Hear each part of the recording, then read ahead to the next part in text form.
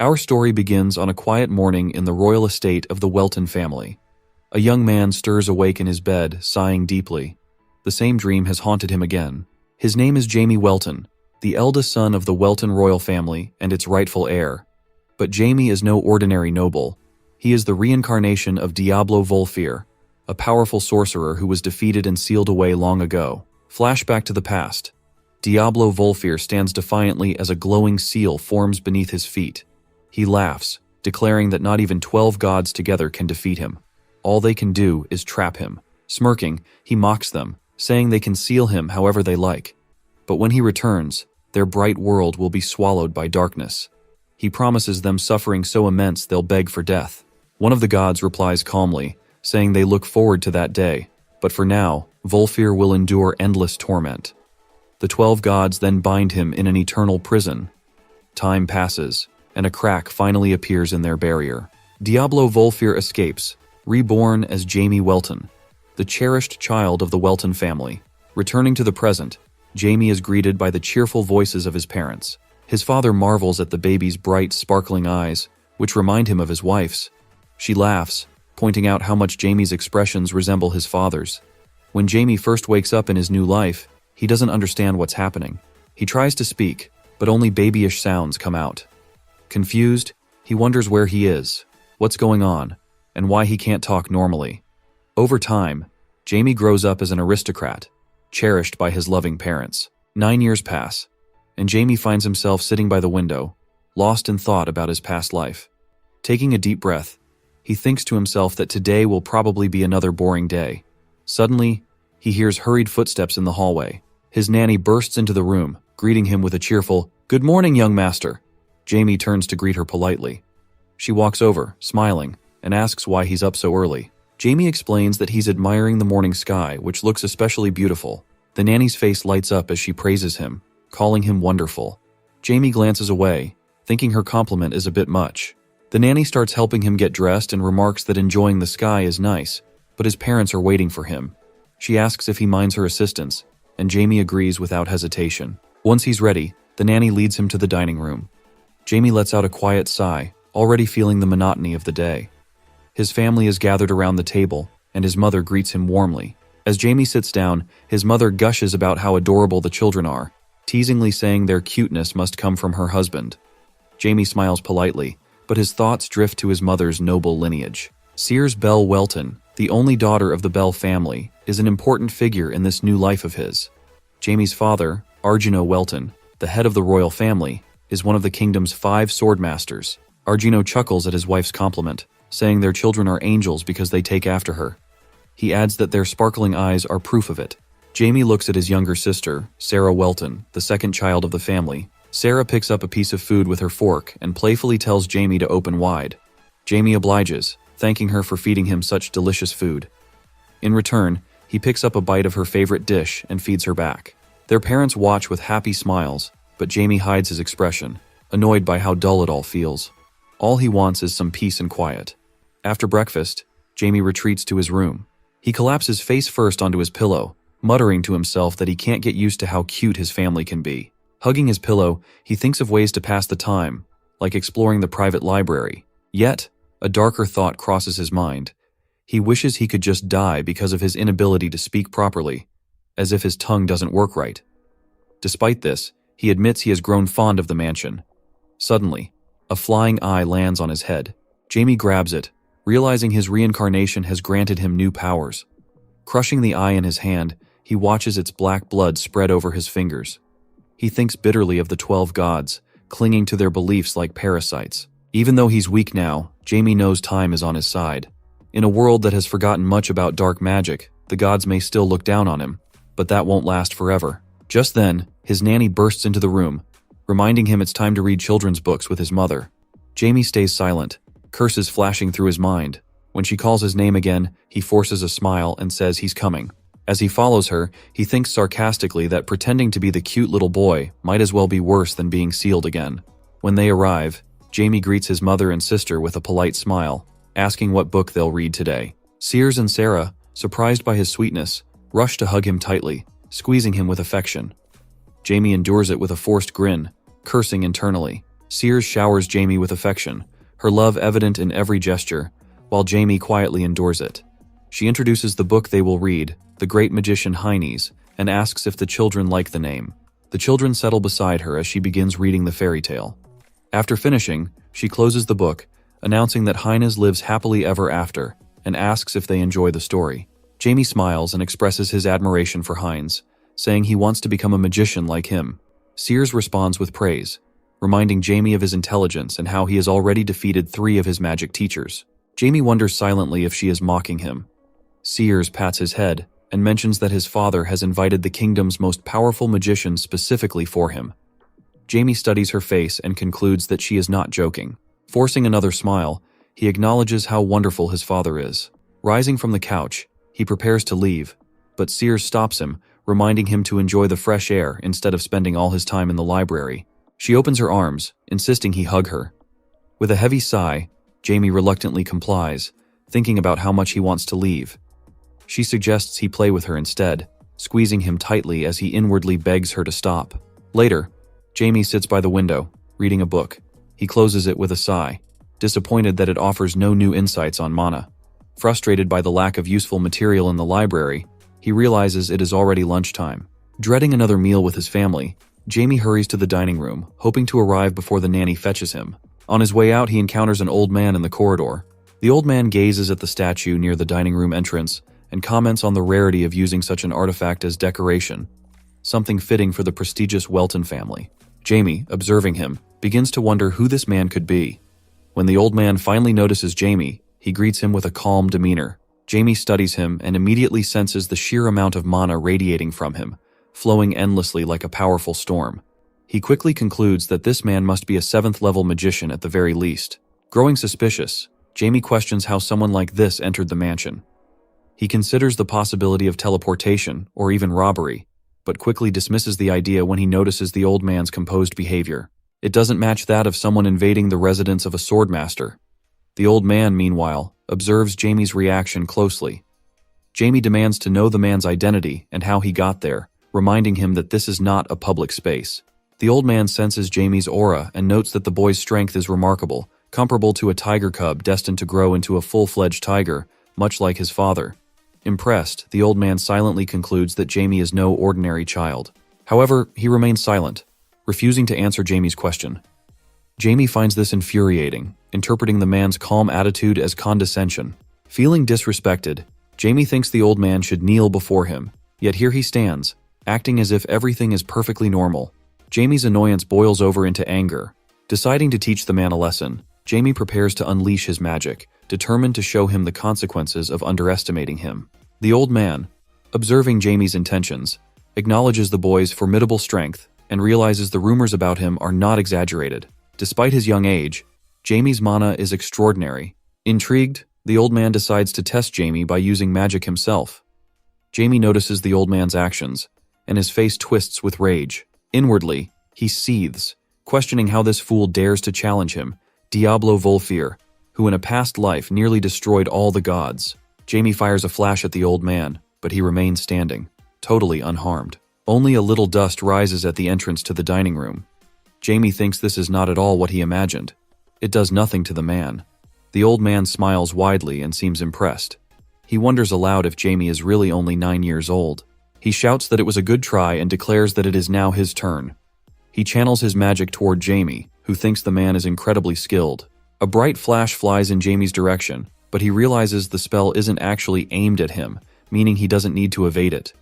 The old man is surprised and notices that Jamie doesn't even flinch. At that very moment, Argino appears, protecting Jamie from the magic. He tells the old man that he has gone too far. Argino then walks up to Jamie and asks if he is okay. Jamie confirms that he is fine and pretends to wipe away his tears. Argino is surprised, thinking his child is crying. He turns furiously to the old man, Marquis Linmel, and says he wants to have a few words with him. Jamie looks at the old man with a malicious smile. Marquis, noticing the change in Jamie's behavior, thinks Jamie is acting more modestly in front of his father. Marquis laughs hard, finding the situation surprising and quite funny. He even says he envies Argino. Argino is taken aback and wonders if Marquis attacked his child because he is unwell. Afterward, the two retire to Argino's office and begin drinking tea. Argino places his cup on the table and reminds Marquis that Jamie is his son and the heir to the Welton family. Marquis takes a sip of tea and replies that he knows. Argino, displeased, asks what he means by that. Marquis tells him to calm down, mentioning that Argino's aura makes him uneasy. As expected from a swordmaster, it is quite intimidating. The Marquis then asks how much Argino really knows about Jamie.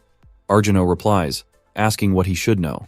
The Marquis answers that Argino should understand how brilliant Jamie truly is.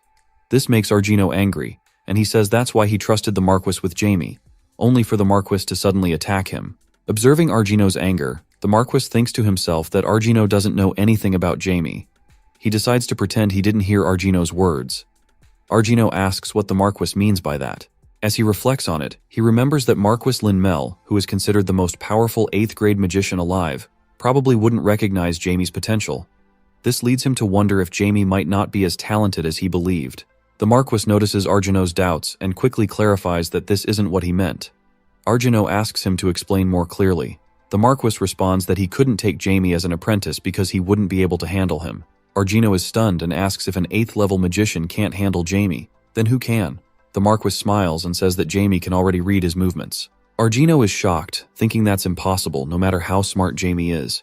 The Marquis continues, saying Jamie also figured out that the spell wasn't aimed at him and didn't even flinch. That's not all. Jamie has already reached 3rd-class magician status through self-training.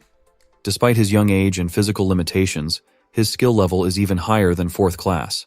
Argino is surprised but pleased. The Marquis adds that Jamie isn't just a genius, he's a monster. This child doesn't need a teacher, he just needs their support to keep growing. The Marquis speculates that they may have just given birth to a legendary 9th grade magician. Argino remains silent, clenching his fist in shock, wondering if Jamie can really become a legendary 9th grade magician. The Marquis rises from the couch and apologizes for attacking Jamie. He says that enormous discoveries await in magic, in the entire world. Laughing, he adds that it will be quite fun. With a flash of bright sparks, his body disappears from the office. Argino remains seated, lost in thought, reflecting on everything that just happened.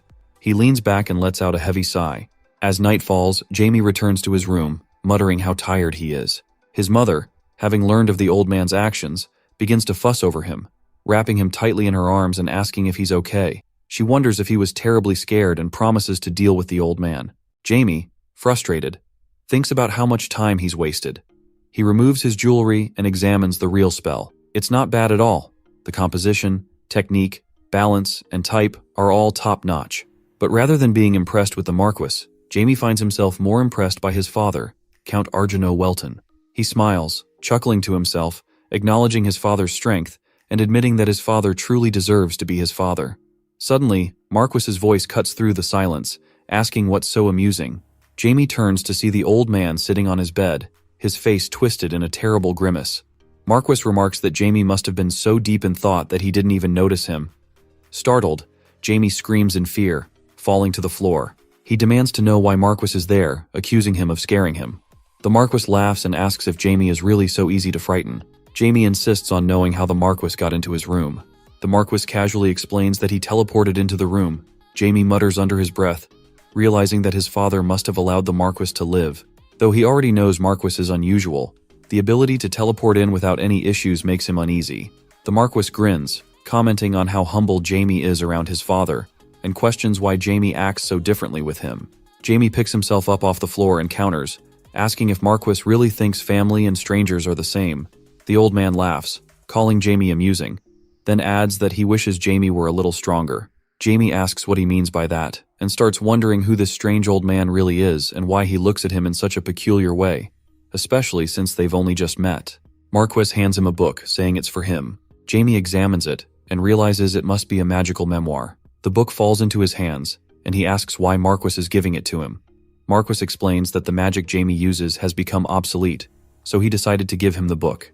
Jamie finds the comment humiliating, understanding that Marquis is implying his magic is outdated. Marquis asks if Jamie is so moved by the gift. He clarifies that the book contains many of his original spells, and that Jamie will be the first to read it. Excited, Jamie immediately opens the book and starts examining the spells created by the great magician. He wonders how the magic of Marquis's time differs from his own, and resolves to prove his worth, even if Marquis thinks his magic is outdated. Suddenly, Marquis speaks again. Jamie looks up from the book as Marquis begins to disappear, his voice filled with high hopes for Jamie. He speculates about how much stronger Jamie will become by the time they meet again. As the Marquis fades from view, Jamie confidently replies that he will be much stronger than Marquis can imagine. Jamie returns his attention to the book, his eyes scanning the text. It describes a method where one channels all the magic in the world through themselves, absorbing it with their heart. This technique is the most effective way to control mana. However, there's a significant limitation. The amount of mana that can be absorbed is restricted. Marquis's earlier comment about Jamie's magic being outdated makes Jamie reflect on the kind of spells Marquis has created. As he flips through the pages, he finds the methods both amusing and complex. He realizes that the technique requires him to feel every particle of mana, allowing it to pass through his entire body and skin. Feeling exhausted, Jamie lies down on the bed, acknowledging that mastering this method will take considerable effort. He thinks about how old techniques can't easily be surpassed, but recognizes two key flaws in the method. Smiling, he reaffirms his identity as Diablo Volfier. With renewed enthusiasm, Jamie rises from the bed, opens the book again, and admits that Marquis has given him a new perspective. Determined, he vows to read every page. However, he realizes he'll need assistance. Snapping his fingers, he summons a flying eye, which lands on his shoulder. Jamie turns to the flying eye, asking if it can release some mana. The familiar black responds with a sound, focuses, and then sharply opens its eye as it rises into the air. Jamie watches intently, noting the first disadvantage of the technique. The absorption of mana by the body has a limit, meaning he will need to carefully maintain the right proportions. However, with Black's help, this issue will be resolved. Since Black shares a soul contract with Jamie, it can burn the required amount of mana, ensuring that the proportions remain balanced. With the first disadvantage addressed, Jamie shifts his focus to the second problem. The second challenge, Jamie realizes, lies in his own body. If his heart can only accept a limited amount of mana, he reasons that the solution is simple. He just needs to distribute the mana throughout his entire body. This approach, he concludes, will eliminate any restrictions and allow him to harness the mana without limit. The next morning, the nanny calls for the Count to come to Jamie's room. She peers in anxiously, noticing Jamie sitting on his bed, deep in meditation. Concerned about Jamie, she calls out to the Count. Argino enters the room and asks what's wrong. The nanny explains that something seems off with the young master. The Count watches Jamie closely and sees that mana is swirling around him. Although he knows Marquis has given Jamie something, he's amazed that his son has learned to manipulate mana in just one night. He wonders if his sweet son truly has so many hidden talents. Instructing the nanny to leave Jamie undisturbed for the day, Argino adds that someone should be placed at his door to keep watch. The nanny assures him she will personally keep an eye on Jamie, so there is no need to worry. As Argino leaves, the nanny expresses her hope that everything will be okay with the young master. Walking away from the room, the Count reflects on the idea of Jamie becoming a magician instead of a swordsman. He wonders if this is influenced by his wife's family. But even so, Jamie's abilities are beyond his expectations. A smile spreads across his face as he imagines Jamie potentially becoming a 9th-grade magician. Time passes, and Jamie eventually opens his eyes, joyfully proclaiming his success. At first, managing mana is difficult because of its unpredictable movements, but after several attempts, he succeeds. However, he realizes his current limit is at the 4th level, and he sighs in disappointment, frustrated that he's already nearing this limitation. The little black familiar on his head squeaks, prompting Jamie to look up and ask what it wants. He acknowledges that he has no immediate desire to improve his physical abilities, understanding that he is still too young and weak. The black familiar moves to Jamie's shoulder, squeaking again. Jamie smiles, glad for its support, and decides to be patient. He knows he has already made good progress, so the next step won't be too hard. He tells Black to use a spell called Indisability, which makes him disappear like he's vanished into thin air. Jamie thinks about meeting his father but knows he must hide his mana. If his father discovers his true abilities, everything could go wrong. Black hides Jamie's mana, and Jamie notices that he can barely feel its presence, which is just what he wanted. Confident that his father won't detect him, Jamie leaves his room, ready to meet him. He walks through the corridors with a faint black aura around him. Meanwhile, the Count is in a meeting with a priest. The Count looks busy and asks the priest why he's there. The priest answers that he just wanted to greet him and thank him for allowing the genus religion to grow in Hisa territory. The Count explains that he supports his community, which is why he's given the genus religion a chance.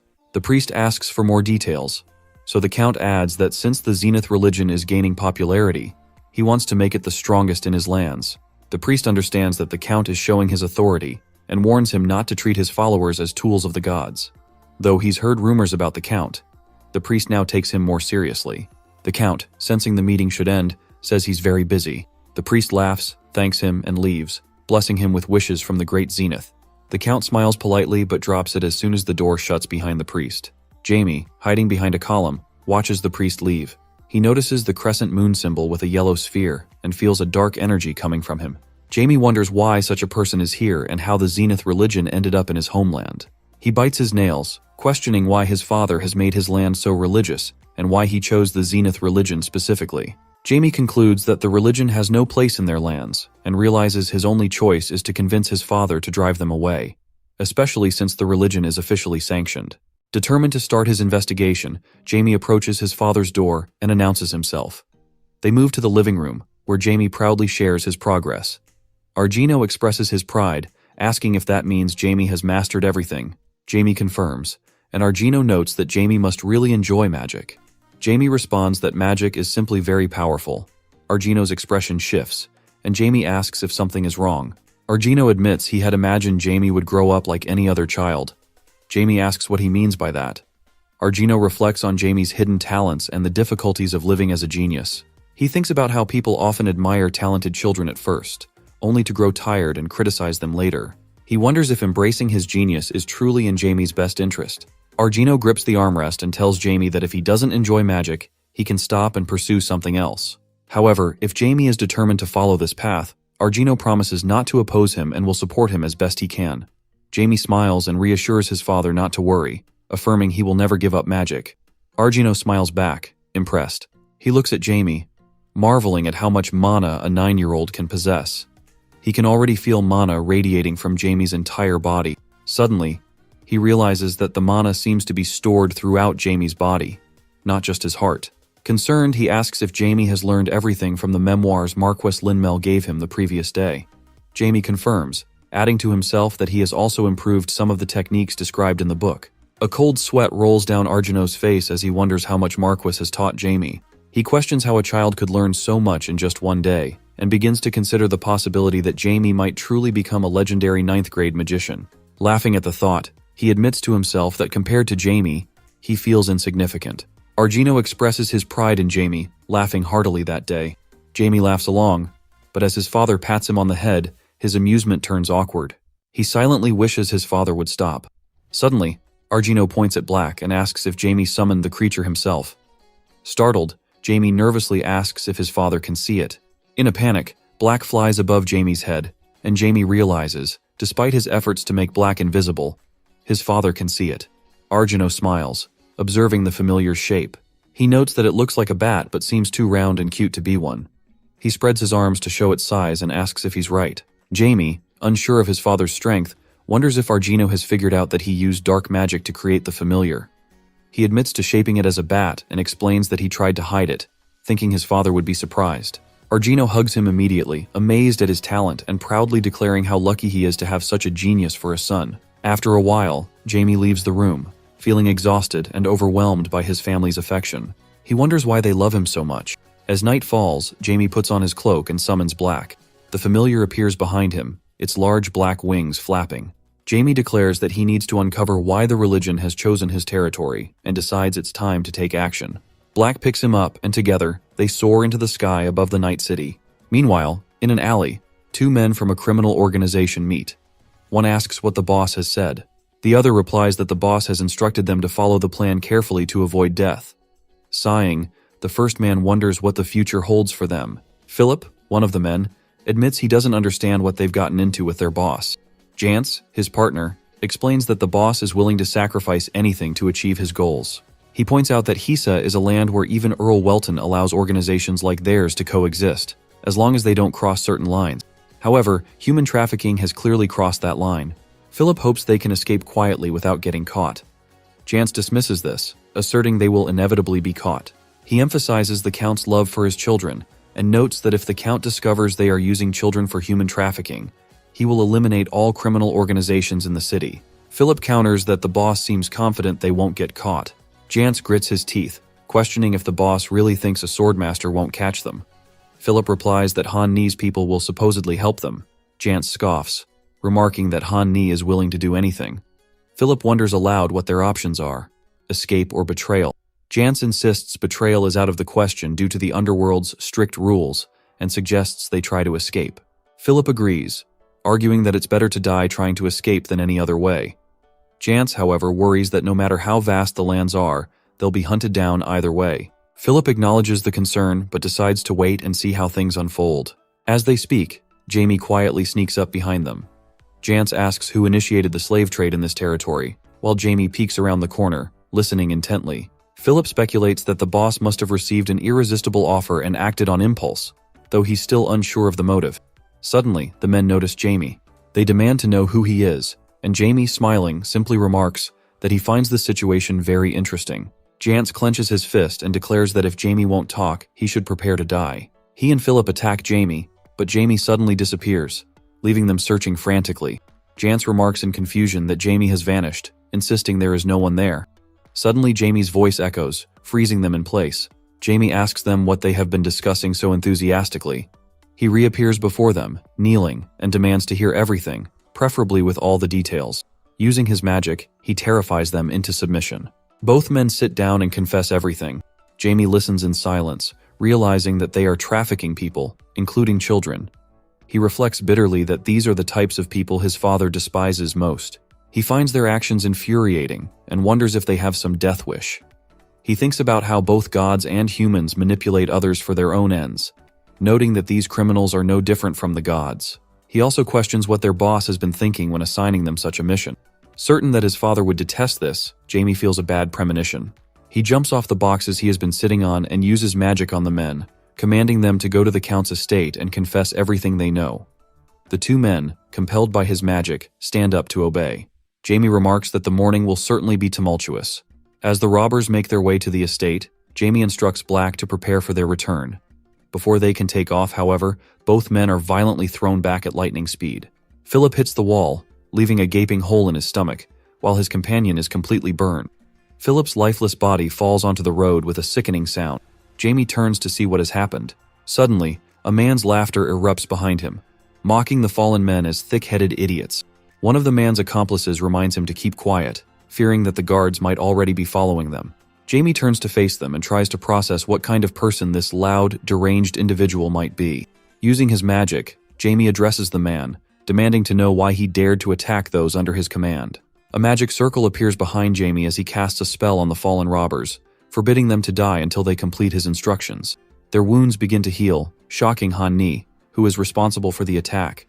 Han Ni notices Jamie and sarcastically remarks on the unexpected guest, instructing his subordinates to capture both Jamie and the two injured men. As Jamie continues his spell, Han Ni barks at his subordinates to hurry, threatening them with death if they delay.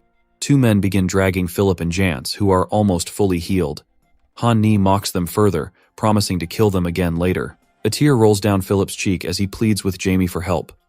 Jamie, watching them being dragged away, calls Han Ni scum. Han Ni laughs mockingly and dismisses Jamie's words. Suddenly, a sharp magical projectile flies toward Jamie, aimed at his head. Han Ni gleefully attacks, piercing Jamie's body repeatedly with magic, laughing maniacally and enjoying the sight. He declares that it is so cool and wants to hear Jamie scream before his death. Han Ni burns Jamie's body to ash and turns to his accomplice, who watches in horror. The accomplice asks why Han Ni killed him, but Han Ni seems confused, saying he had aimed for the boy.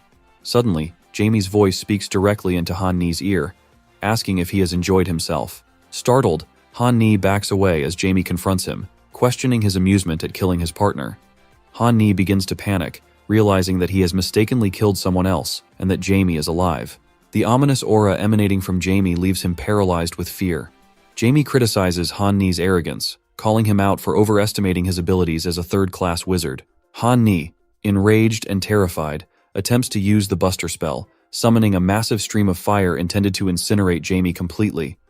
Confident in the spell's power, Han Ni believes it will reduce Jamie to ashes. Amid the blinding flash of magic, Jamie stands unharmed and begins explaining the human psyche. He states that people feel utterly helpless when facing someone far stronger than themselves, which is why he enjoys manipulating those weaker than him.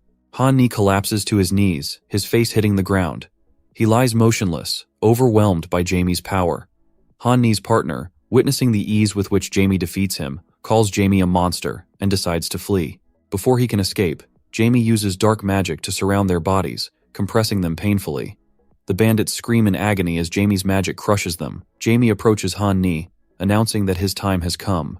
He grabs Han Ni by the hair, lifting his head, and declares that Han Ni will answer all his questions as his slave. Han Ni immediately addresses him as master and obeys without resistance. Han Ni begins talking about little children, but Jamie cuts him off, saying he has heard it all before. He tells Han Ni that attempting to manipulate him is a waste of time. Jamie thinks to himself that his father will eventually discover the truth, thanks to the 2 bandits he has already sent.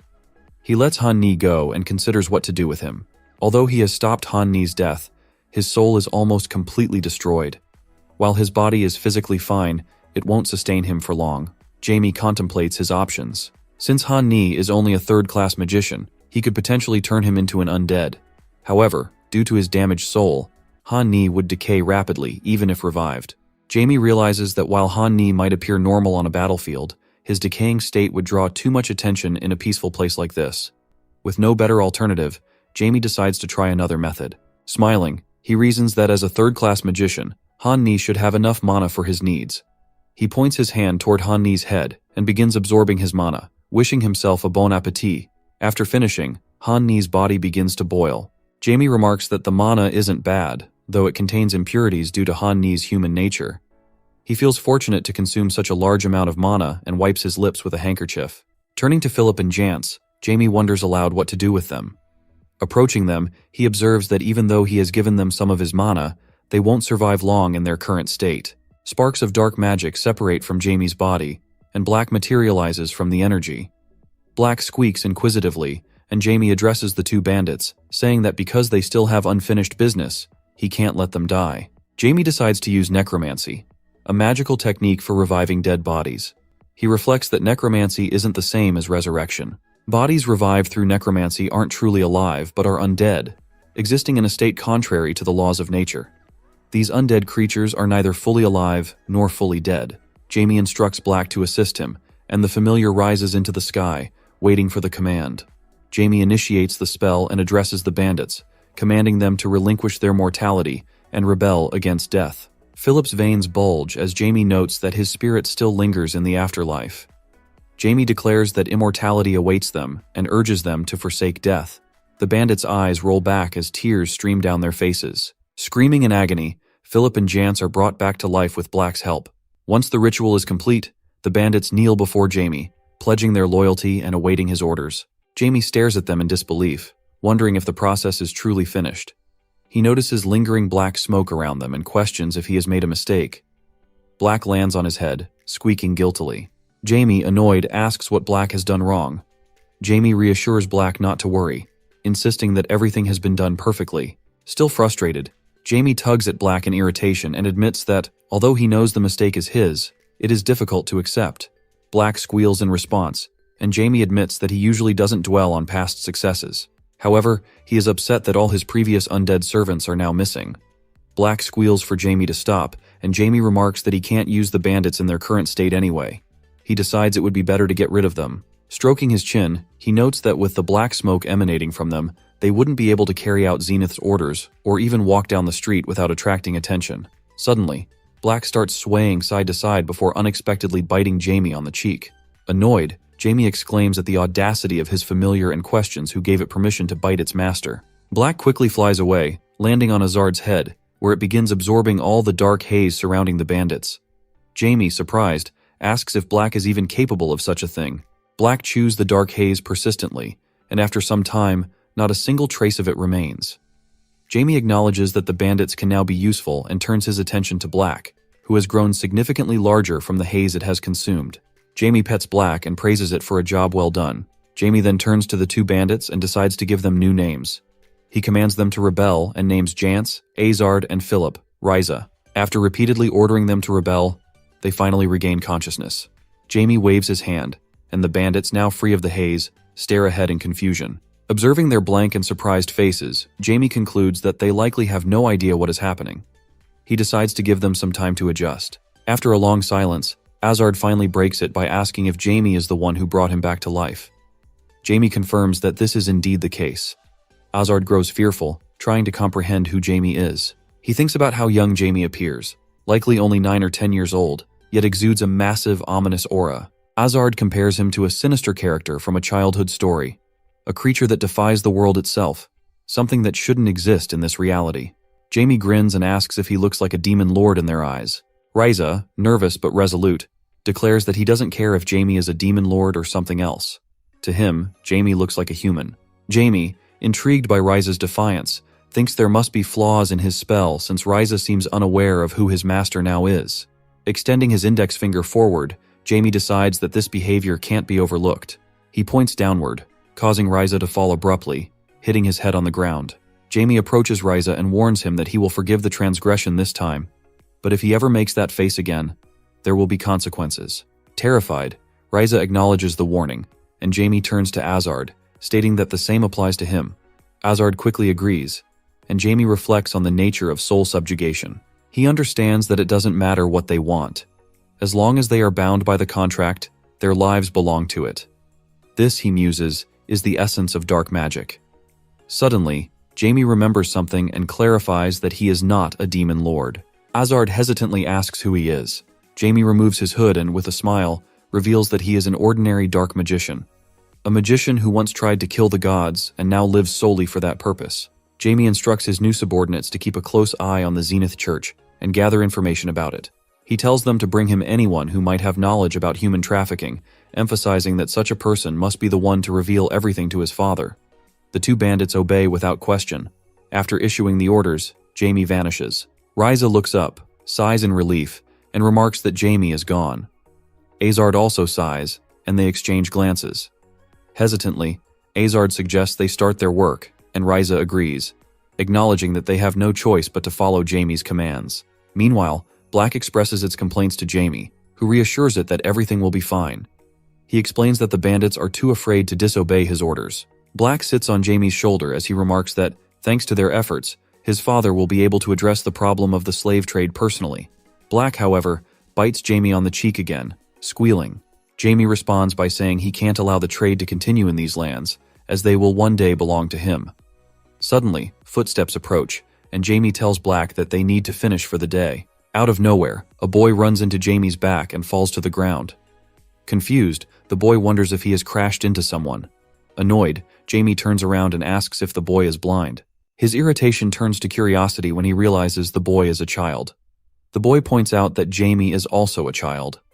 Black clings to Jamie's hair as Jamie admits that he is only 9 years old. He decides to let the boy go this time, but warns him to be more careful in the future. Jamie walks away, and the boy quietly mutters that Jamie acts like an adult despite having no gray hairs on his head. Just then, Black pulls on Jamie's hair, making him stop abruptly. Jamie turns around, surprised, and the boy frowns, asking what he wants. Jamie glances at Black and realizes the familiar has reacted to the boy's comment about his hair color. Annoyed, Jamie wonders how Black has become so unruly and thinks it lacks proper manners. Turning to the boy, Jamie threatens him, warning him to watch his words unless he wants to face consequences. Frightened, the boy apologizes profusely and runs off. Jamie sighs and asks Black if it is satisfied now. Black squeals contentedly, and Jamie decides they need to return home quickly. Once home, Jamie sits on his bed and scolds Black, asking if it understands what it has done. Black squeals apologetically, but Jamie warns that if it pulls a similar stunt again, the consequences will be harsher. Black squeaks again, and Jamie wonders where Black could have picked up such behavior. Lying down on his bed, Jamie laments how tired he is. He realizes he has used more power than anticipated and has much more work ahead. He notes that his once easy and carefree life is over. Jamie reflects on the looming threat of Zenith, a god he despises, whose influence is spreading in his territory. The thought of Zenith makes him clench his fist. Placing his hand on his forehead, Jamie resolves to face whatever challenges Zenith and his followers bring, declaring that he will destroy them all. Meanwhile, Azard returns to the shelter to continue their work. He asks where the older brother is. A frightened man hesitates and nervously inquires if Azard is alive. Ignoring the question, Azard repeats his demand to know the older brother's whereabouts. The man finally admits that Han Ni has declared he will personally kill both Azard and Riza. Stammering, he questions why Azard is still alive. Azard, frustrated, thinks about how he could have been overwhelmed by such weaklings who don't even know how to use mana. He punches the wall behind him and, addressing Pep, demands he not make him repeat himself.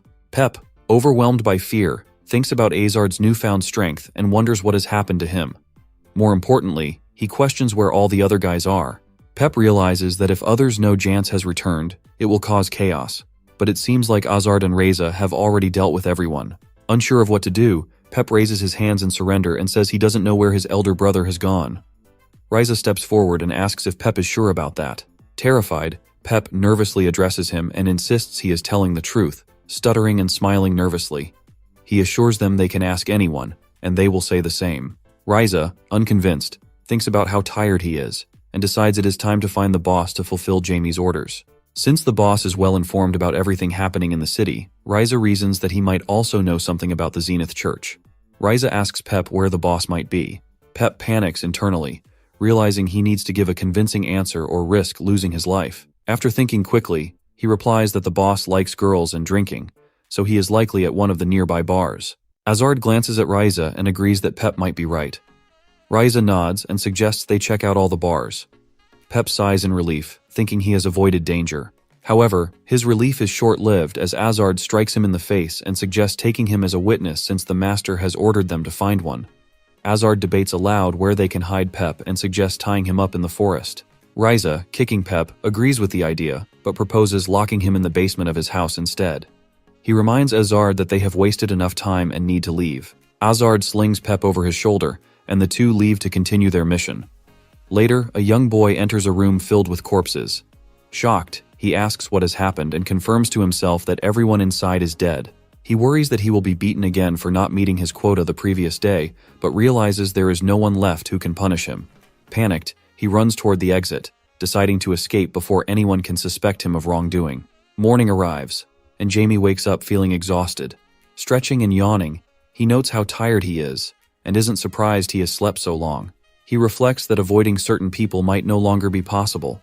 Heading to the dining room, he tells Black to disappear to avoid catching his father's attention. Black obeys, and Jamie enters the dining room, greeting his parents and asking how they slept. His father wishes him good morning, and his sister Sarah cheerfully replies that she slept very well. Noticing his mother isn't at the table, Jamie asks where she is. Suddenly, his mother pounces on him from behind her hiding place, exclaiming that she is right there. Startled, Jamie screams and asks where she has been hiding, admitting he hadn't noticed her.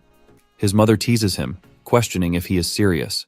Jamie looks away, privately admitting to himself that he had known she was behind the door all along.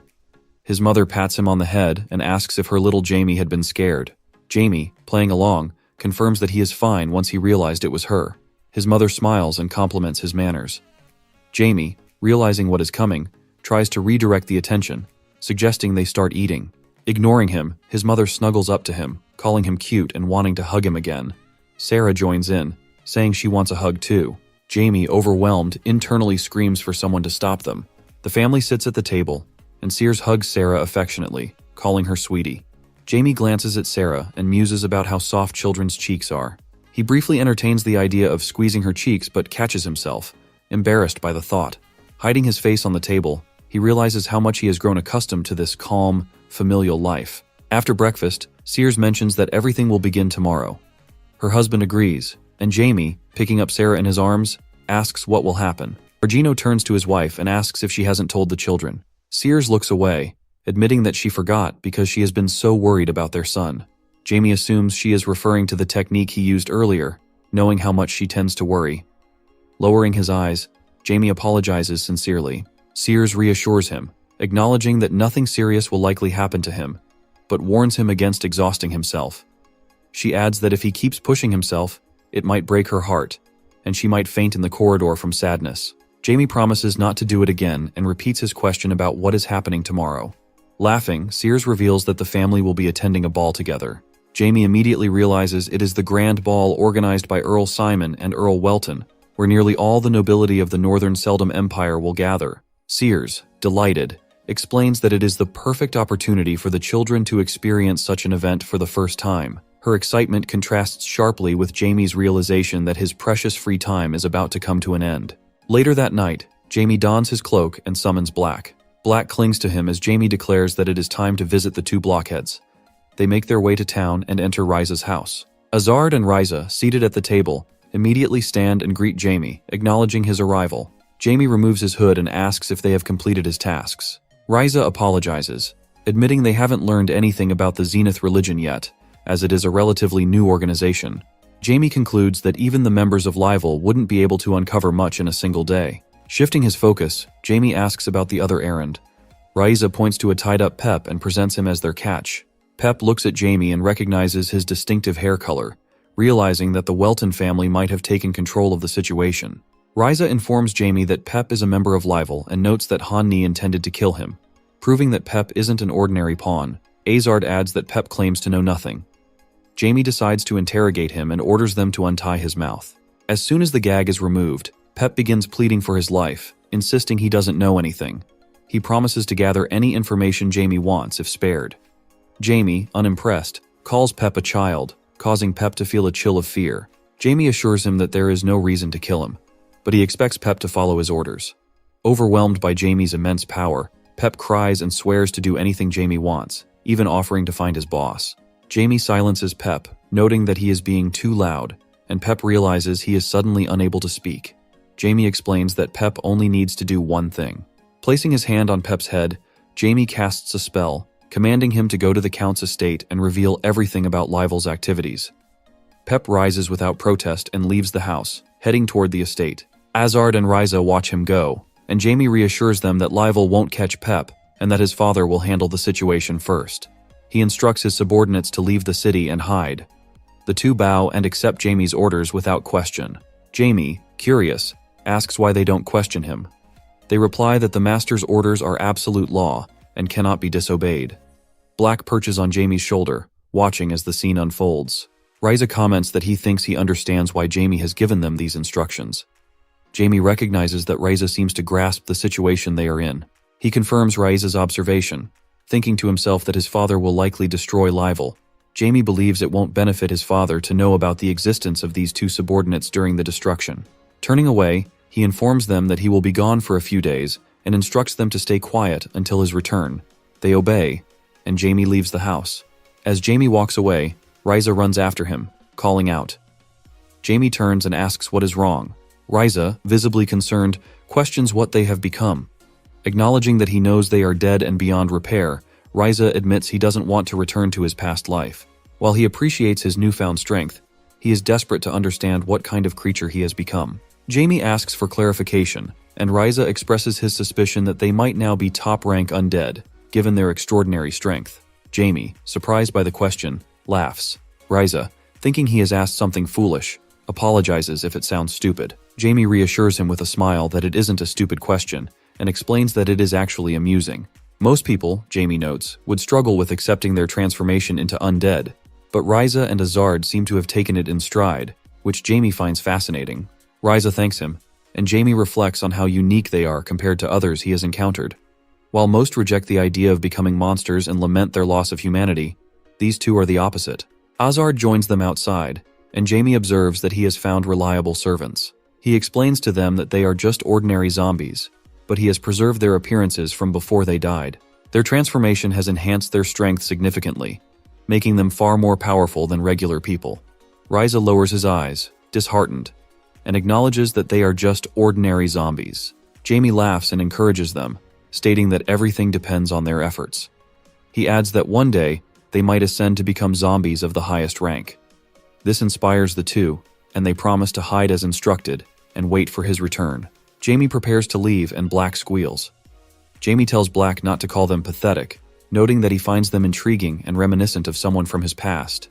Concluding that they have stayed long enough, Jamie decides it is time to go back. That night, the Welton household is unusually restless. One member of Laval, the criminal organization in Hisa, decides to betray his own group, forcing the Count to stay behind to deal with the situation. As a result, only 3 members of the Welton family, Sears, Sarah, and Jamie, set off for Regan, the largest city in the east. Riding in a carriage, Jamie considers that he could have reached the city himself using his teleportation skill. Watching his mother with his sleeping sister, Jamie reflects on how much stronger he has become. Magic has advanced significantly since his time, becoming radically different. However, Jamie cannot determine how much time has passed since his death. He recalls historical accounts of events after his death, such as an army of demons attacking humans under the leadership of a demon lord. Though there have been no wars for several hundred years, Jamie concludes that a considerable amount of time must have elapsed.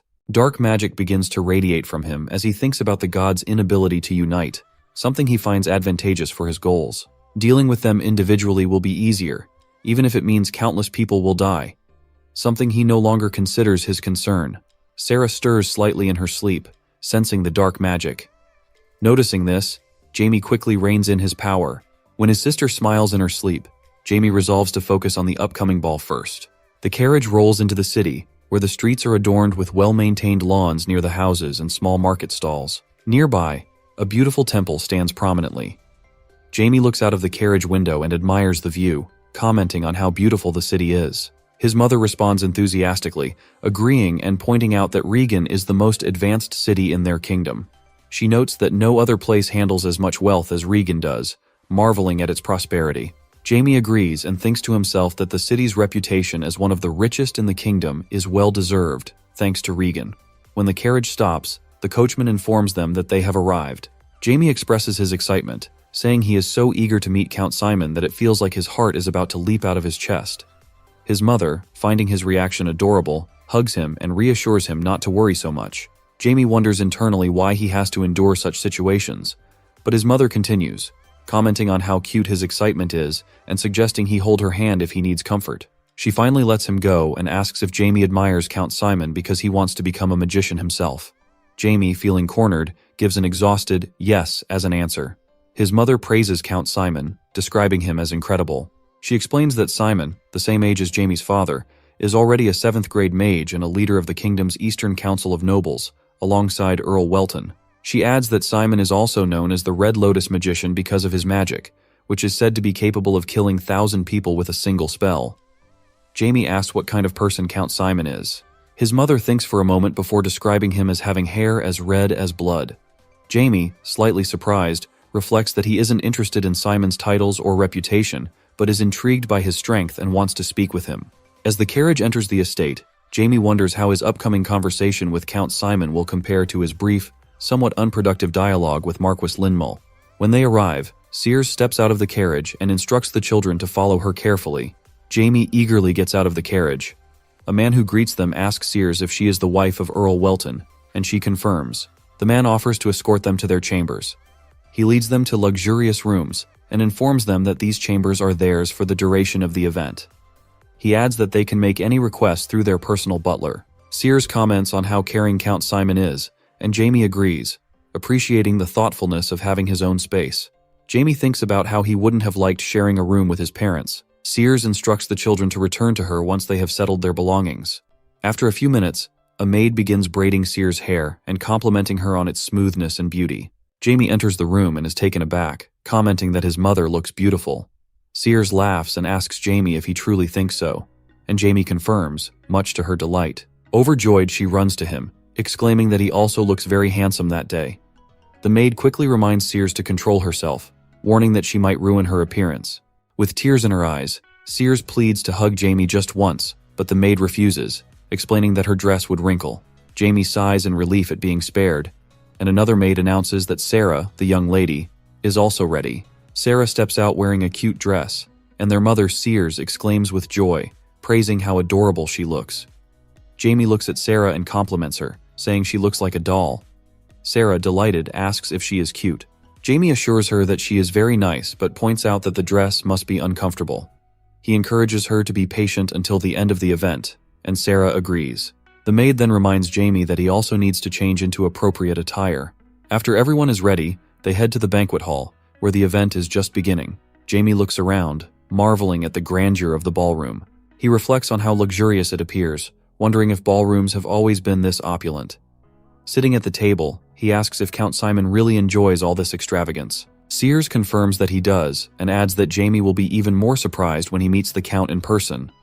Other ladies in the hall notice Sears and greet her warmly, complimenting her beauty. One remarks on how elegant her dress is, noting that it is made from organic cotton grown on the Welton family's lands, and personally designed by Sears to be worn in winter. Sears gracefully thanks them for their kind words. Meanwhile, Jamie watches with distaste, recognizing their attempts to ingratiate themselves with the Welton family. He thinks about how such sycophants remind him of people from his past who flattered the gods. Despite his disgust, he is relieved that his mother knows how to handle such people. A man steps into the center of the hall and loudly calls for attention. Introducing himself as Rywal Banner, a member of Regan's administrative bodies, he welcomes everyone to Count Simon's ball. After a brief speech, he announces that the Count and his family will be arriving shortly and asks everyone to take their seats. Gesturing toward the entrance, the sound of footsteps fills the hall as the red-haired Count Simon makes his entrance. Jamie feels a wave of nervousness as he sees him. The Count greets everyone warmly, expressing his hope that they will enjoy the event. As the Count moves through the hall, Jamie carefully observes him, noting his powerful presence. Comparing him to Marquis Linmel, Jamie speculates that Count Simon might even be stronger. As Simon approaches their table, Jamie becomes even more intrigued, thinking that the Red Lotus magician exceeds his expectations. The Count, accompanied by his wife, approaches Sears from behind and greets her warmly, complimenting her appearance and noting how much better she looks than last year. Sears rises from her chair and thanks him, teasingly asking him not to bring up the past. She returns the sentiment, expressing gladness that he is in good health. Simon inquires about Count Welton's absence, and Sears explains that he will arrive later due to some pressing matters. The Count acknowledges this with understanding. Turning his attention to Jamie, Simon asks if this is her son. Sears confirms, introducing Jamie and Sarah as her children. She encourages them to greet the Count, and they promptly do so, introducing themselves with politeness. The Count's wife compliments their beauty, and Sears adds that her children are also very smart. The Count's wife laughs, acknowledging her words. Simon fixes his gaze on Jamie, scrutinizing him intently. Jamie realizes he is being assessed and, confident in his abilities, welcomes the scrutiny, even feeling eager to display his strength. Simon's lips curl into a subtle smile, and he addresses Jamie, confirming his name. Jamie smiles in response, affirming it. The Count then states that they will talk later, to which Jamie agrees. Simon moves on to greet other guests, leaving Jamie impressed. Jamie reflects that Count Simon has surpassed all his expectations and eagerly anticipates their next meeting. Everyone gathers to greet Count Simon, and his wife warmly encourages the Welton family to make themselves comfortable. One of the Count's sons frowns as he observes Jamie, who is asking his mother when his father will arrive. Sears replies that she expects him closer to midnight. The Count's family takes their seats at their table, and one of the boys asks his father what he thinks of Earl Welton's son. The Count, mildly amused, asks why a 10-year-old child interests him so much. His son explains that while Jamie is young now, he will one day lead the Welton family. Being of a similar age, it seems worthwhile to get to know him. The Count remains silent, contemplating. He has heard rumors about Jamie showing leadership qualities among noble children, and it appears his son seeks his approval by befriending Jamie. Finding this amusing, the Count decides to humor him and praises his son's foresight. His son, slightly pleased, presses further, asking if the Count can share more about Jamie. Instead, the Count deflects by suggesting they focus on the meal, and his son reluctantly agrees. As they eat, the Count's wife gently advises her son to get along with Jamie, emphasizing the long-standing alliance between their families. Her son assures her not to worry, and she smiles, satisfied with his response. Despite this outward compliance, the boy privately dismisses the idea of befriending Jamie, imagining a future where Jamie kneels before him, earning his father's approval. He pictures his father's proud hand on his shoulder, which fuels his ambition. Meanwhile, his older brother, silently observing the exchange, grins knowingly. As the banquet progresses, guests begin rising from their tables. Sears reminds Jamie to make friends with everyone. Jamie agrees outwardly, but privately thinks he doesn't need friends and will instead find a quiet place to spend his time. Excusing himself, he wanders into the estate's backyard and finds a luxurious garden with a gazebo and greenhouse. He admires the scenery, noting that Count Simon's wealth extends beyond magic, and hopes to meet him again soon. Suddenly, a voice interrupts his thoughts, asking whom he is talking to. Jamie instinctively casts a spell on his weapon and turns, pointing the tip of a magical spear at the girl standing behind him. Realizing she poses no threat, he withdraws his weapon just in time. The girl, startled, exclaims at his sudden attack. Jamie, unfazed, retorts that sneaking up on someone unannounced is equally questionable. The girl, offended, calls his actions rude, but Jamie coldly replies that she is lucky to be alive. She falls silent, and Jamie demands to know who she is and how she has managed to sneak up on him. Smiling coyly, the girl teases him, questioning whether she should reveal her identity after such behavior. Jamie finds her demeanor irritating, disliking her tone and the fact that she has managed to surprise him.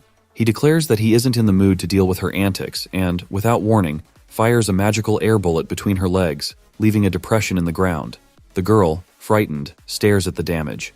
Jamie explains that the air bullet is second-level magic and can be fatal without proper magical defense. He warns her to be cautious before pushing him further. Terrified, the girl quickly introduces herself as Ash Valle, the eldest daughter of Viscount Valle and a spiritualist of spirits. Jamie recognizes the term spiritualist as referring to magicians who form contracts with nature spirits. Spiritualists are rare and highly regarded, often earning noble titles. Jamie reflects on how remarkable it is for someone his age to already be a spiritualist. Such individuals typically begin studying at 10 years old, but Ash seems to be a prodigy. When Ash demands to know who he is, Jamie notes her determination and dislike for losing. He introduces himself as Jamie Welton, heir to the Earl of Welton, and expresses his pleasure in meeting her. He thinks about the Val family's loyalty to his own, which adds significance to their meeting. Ash, surprised by his identity, hesitates to respond. Meanwhile, Earl Welton interrogates the leader of Livel, a criminal gang. Standing over the man, the Count expresses his disgust at their involvement in human trafficking. He notes that while the gang has been useful at times, this betrayal is unforgivable.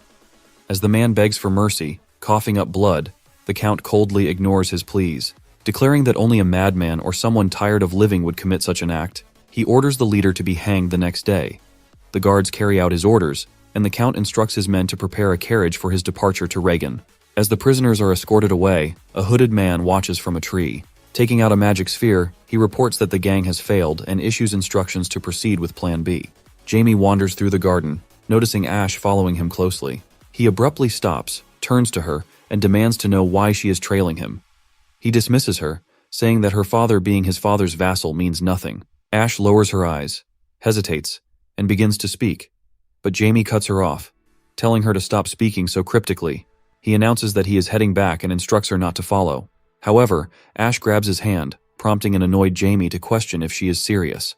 He turns back to her and asks why she keeps pestering him. Ash replies that she has never met someone her own age before and wants to be his friend. Jamie, surprised, silently processes her reasoning. He thinks it strange, considering he has never imagined such a motive. To him, friends are unnecessary. He reasons that while friends might be important for someone like her, it isn't his concern. Walking away, he tells her to find someone else, repeating that he doesn't need friends.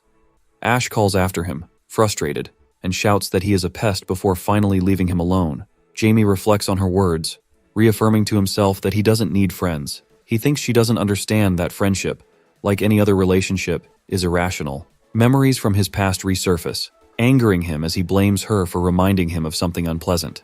Lost in his thoughts, Jamie is suddenly interrupted by someone calling out to him. Turning, he sees a red-haired boy with a group of friends. Jamie instantly recognizes him as the son of Count Simon. The boy addresses Jamie, but Jamie's curt reply surprises him. One of the boys in the group questions Jamie's disrespectful tone, and another identifies the red-haired boy as Alf, the eldest son and heir of the Simon family. Jamie dismisses them as noisy, raising his index finger and casting a silencing spell. The group falls silent, unable to utter a word. Alf, nervous, asks if Jamie has just used a silencing spell on them. Jamie smirks and acknowledges that Alf recognizes the spell, remarking that Alf is slightly better than his companions, whom he calls monkeys. Alf, irritated, calls Jamie smug and reminds him that he is older. Jamie retorts that Alf should get straight to the point before he silences him as well. Waving his hand lightly, Jamie causes Alf to cough into his fist. Regaining his composure, Alf smiles and assures Jamie he isn't looking for a fight, but merely wants to chat. He compliments Jamie, marveling at his ability to use silent spells, which he describes as incredible. Jamie abruptly asks who Alf is, dismissing Alf's words as useless chatter. He instructs him to leave. Alf, taken aback, asks if Jamie truly doesn't know who he is. Jamie replies that he is well aware Alf is the son of Count Simon. Slightly reassured, Alf says he is glad Jamie knows, as he had almost been disappointed. He suggests that since they are both heirs to noble houses, they should have no communication issues. Jamie silently observes Alf, thinking that if he hadn't demonstrated his magical skills, Alf and his friends might have tried to force friendship upon him. Alf continues, stating that since they are destined to become central figures among the nobility of the eastern region, it makes sense to establish a friendship now. Jamie understands Alf's intentions clearly. He wants to dominate him. Sighing, Jamie thinks about how tiresome it is to listen to such pitiful attempts. He firmly replies that he isn't interested in Alf, his ideas, or even continuing the conversation. He tells Alf to leave, as there is nothing more to discuss. Alf, taken aback by the rejection, asks angrily if Jamie has just refused him. The blatant refusal irritates him. Drawing his magic staff, Alf declares his intention to crush Jamie's magic and force him into submission. Smiling confidently, he points his staff at Jamie and awaits his response. Jamie chuckles, noting that Alf has intended to use brute force all along. Alf admits as much, explaining that he adjusted his approach after witnessing Jamie's magical abilities, but is now reverting to his usual tactics. Jamie's expression darkens with disgust at Alf's duplicity, especially at such a young age. He questions Alf's assumption that adults will allow him to act recklessly, pointing out that Alf will surely face consequences if anything serious happens. Alf dismisses Jamie's concerns, confidently asserting that no one will see them. He reveals a magical pearl, crushes it, and envelops the area in a magical barrier. Jamie recognizes it as a magical artifact of illusion, which Alf confirms before threatening that Jamie will soon be begging for mercy. Alf dispels Jamie's silencing spell, and his friends gasp for air. One of the boys expresses relief, saying he thought he was going to die under the spell. Another angrily accuses Jamie of arrogance, thinking he can get away with anything because of his family name. Jamie observes the artifact's magic dome and thinks it is a clever tool. Ignoring their threats, he finds their arrogance amusing. One of the boys, frustrated by Jamie's silence, shouts that there will be no mercy. Jamie, unfazed, remarks on how interesting the situation is. Alf, assuming Jamie is oblivious to the gravity of his predicament, begins to make a grand statement about the Welton family, but is abruptly interrupted when Jamie casts a spell. Jamie simply tells them to suffer. Blood flows from their eyes and mouths as they writhe in agony. Jamie warns them not to disable the artifact, smiling as he adds that if they do, everyone will witness their torment. The boys scream in pain, and after a while, the spell ends. Jamie has already left, leaving them to recover from their ordeal. As the boys regain their senses, one pleads for help, and another complains of an unbearable headache. Alf stands up shakily, vomiting and coughing as he spits out drool. Overwhelmed, he thinks about how close he has been to death. Realizing Jamie's superior strength, he laments his own weakness. He acknowledges that Jamie is a 4th-rank mage while he is only a 2nd-rank mage, which makes him feel utterly inadequate.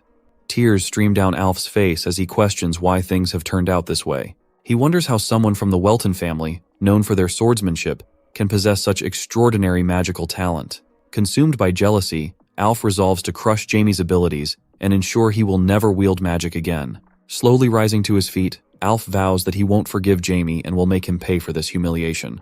The boys return to the estate after their encounter with Jamie. One of Alf's friends nervously asks if using the magical artifact was truly the right decision, given its dangerous nature. Alf dismisses his concerns, telling him to stay quiet and follow along. Suddenly, Alf's younger brother Lennon calls out to him. Turning toward Lennon, Alf asks why he is there. Lennon smirks and replies that his presence should make Alf happy. He reveals another artifact, stating that no younger brother could stay calm after hearing his elder sibling had been humiliated. Alf is taken aback and asks how Lennon has acquired such a dangerous item. Lennon evades the question, handing over the artifact and encouraging Alf to teach Jamie a lesson. Alf grins, agreeing that its origins don't matter. What matters is using it to destroy Jamie. Clutching the artifact, Alf resolves to exact his revenge. Later that evening, Count Welton arrives at the estate. Count Simon personally greets him with a smile, shaking his hand. Count Welton jokes about the personal greeting, asking if the sun will soon rise in the west. The two exchange pleasantries before heading to the reception area. As they settle in, Count Welton inquires about the success of the event. Count Simon casually mentions meeting Welton's son, prompting the Earl to ask for his opinion of Jamie. Simon remarks on Jamie's quick response and comments that it is clear Welton dotes on his children. Count Welton laughs, admitting that he lives for his children. Simon, looking wistful, says he envies him. Sensing a deeper meaning, Count Welton asks if Simon's circumstances remain unchanged. Avoiding the question, Simon shifts the topic, expressing his amazement at Jamie's talents. Welton, seeing through Simon's vague statements, smiles and asks if Simon believes Jamie to be exceptionally talented. Simon clarifies that talent isn't sufficient to describe Jamie. He declares Jamie the most gifted individual he's ever encountered, possibly in all of human history. Count Welton removes his gloves, recalling that Marquis Linmel has expressed a similar sentiment. Simon, intrigued, asks how Marquis met Jamie. Welton explains that he has known of Jamie's potential early on, but hadn't considered it extraordinary. Seeking guidance, he had approached Marquis to mentor Jamie. However, Marquis had refused. Simon sympathizes, stating that Jamie's unparalleled genius makes him capable of achieving greatness on his own. He speculates that Jamie might even ascend to the legendary rank of 9th grade magician, surpassing all others. Leaning forward slightly, Count Welton calls out to Simon, concerned by his words. Simon raises a hand, his expression serious. He speaks of humanity's fragility compared to dragons, high elves, and other beings, noting that human magic pales in comparison. However, he wonders what would happen if a magician of the 9th rank emerges, someone who could rival or even surpass these powerful creatures. Simon's dream is for humanity to rise as the dominant force in the world, unbound by its current limitations.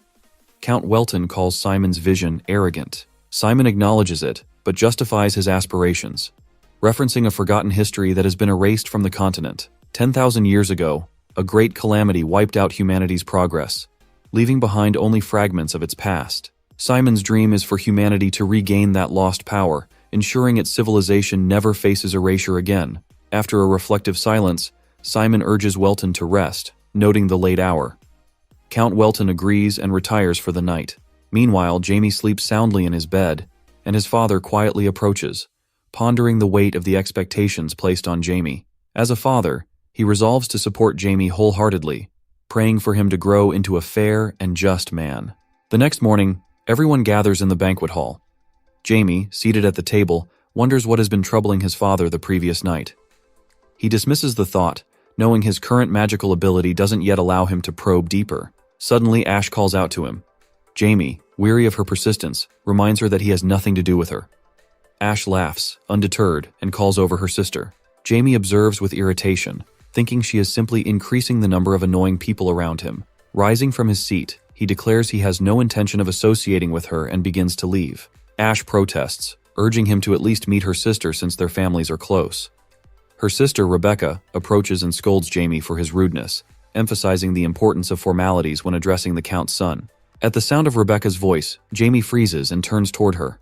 Ash teases him, asking if he has a crush on her sister, boasting that Rebecca is a true beauty. Jamie, stunned, recognizes Rebecca as the love of his life, the one who had been taken by the gods for her own good. He is overwhelmed by her sudden appearance as a child, thinking that this moment marks the beginning of his transformation into Diablo Volfir, a being devoid of emotions.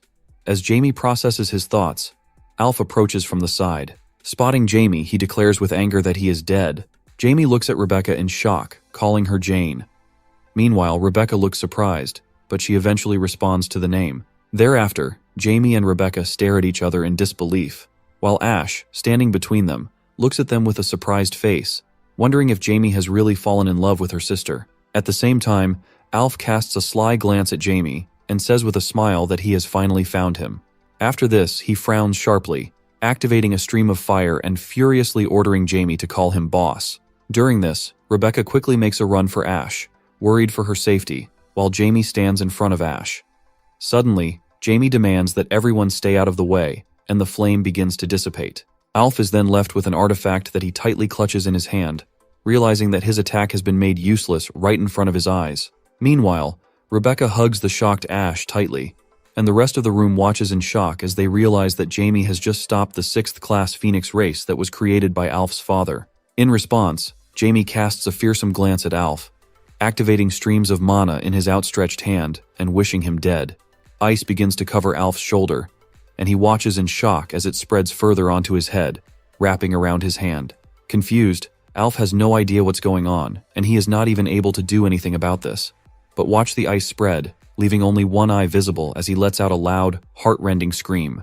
Jamie looks with a killer intent at Alf, continuing to use his magic, but is surprised when another hand appears in front of his face. Count Argino stands behind him with a serious look, holding his palm in front of Jamie's face, stopping his spell. Meanwhile, the two concerned Vale sisters clutch each other in an embrace and watch Jamie with worry. Argino does not remove his hand, and Jamie closes his eyes. Count Argino kneels, holding Jamie in his arms, while Count Simon stands opposite with his hands behind his back. At the same time, Argino watches Jamie with concern, pondering the gravity of the incident. Argino recalls that when he noticed the altercation between the children, he thought it was just a misunderstanding. However, remembering how Alf gradually became encased in ice, he concludes that this definitely did not happen by mistake, and that if he had not intervened, the boy would have died. Now, Simon stands opposite Argino, holding his child, and reflects with admiration on the situation. He is amazed at how Jamie was able to dispel the magic of the Phoenix race and prevent the ballroom from turning into a blazing inferno. Count Simon gazes at the young genius with an insidious look, dreaming that Jamie will one day reach the 9th grade and fulfill his plans. Behind Simon, his wife sits on the floor with Alf in an unconscious state, screaming loudly that Jamie has harmed their son and demanding punishment for him. Sears immediately stands up for her son and reminds the Countess that Alf tried to attack first. She recalls how the boy directed a stream of fire at Jamie and was the first one to throw an insult, which started the quarrel. Frowning and clenching her fists, Sears asks Alf's mother if that was how it all happened. The Countess begins to scream furiously, trying to defend her son but is unable to finish her sentence. Sears, looking menacingly at the woman, asks her to finish that sentence. Seeing that the situation is only escalating, Argino hastens to calm Sears down, carrying her son away in his arms. Meanwhile, Countess Simon sits, lost, with Alf in her arms, catching a series of disrespectful glances. She turns to her husband, standing to the side, for support, and he slowly begins to turn around. The Countess is delighted, thinking that her husband will stand up for their son. However, her expectations are crushed when Count Simon does the opposite and accepts that their son made a mistake. Count Simon then apologizes to Sears with a serious face, while his wife looks at him in disbelief. Meanwhile, the people in the hall surround the two families, watching how the situation will be resolved. In response, Countess Simon, accepting the apology, and announces that they will leave the hall immediately. The alarmed Count Simon turns to Argeno, who still holds Jaime in his arms, inviting him to rest as well. After this, Count Simon loudly addresses all those gathered, asking for forgiveness for the chaos that arose at the ball and announcing the end of the event, encouraging them to go and have a rest as well. Meanwhile, the helpless Countess Simon silently looks at her husband as the crowd disperses, emptying the ballroom. She then gazes at him, watching as he sees off the guests with a smile, unable to understand how he could act so composedly. Still crying, the Countess screams and reminds her husband that Alf is their son.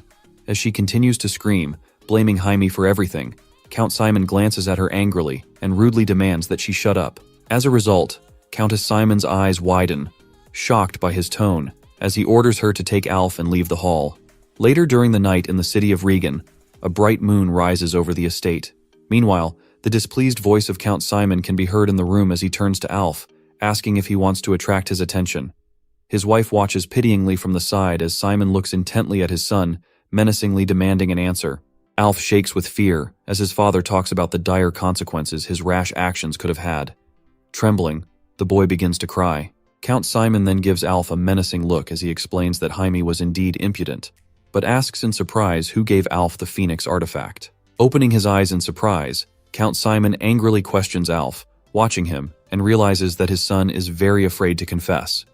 Continuing to look menacingly at Alf, the Count reminds him that he does not like to repeat himself. Alf looks at his father in fear, his tears flowing more and more as he stutters out the name, Lennon. Later, a red-haired teenager stands at the open door to his father's wooden office. Lennon frowns, watching Alf with displeasure, concluding that his crying older brother is pathetic because he practically handed him a solution to the problem. Deciding to feign innocence, Lennon closes his eyes and smiles as he addresses his father. Count Simon asks his youngest son if he gave his brother the artifact, to which Lennon gives a short, affirmative answer. In response, Count Simon frowns, questioning why Lennon would give Alf something so dangerous. Lennon then places his hand on his chin and, with a thoughtful look, declares that he was confident Alf would lose to that kid and simply did not want to see his brother fail. Just as he is about to finish his sentence, Simon tells Lennon that's not the case.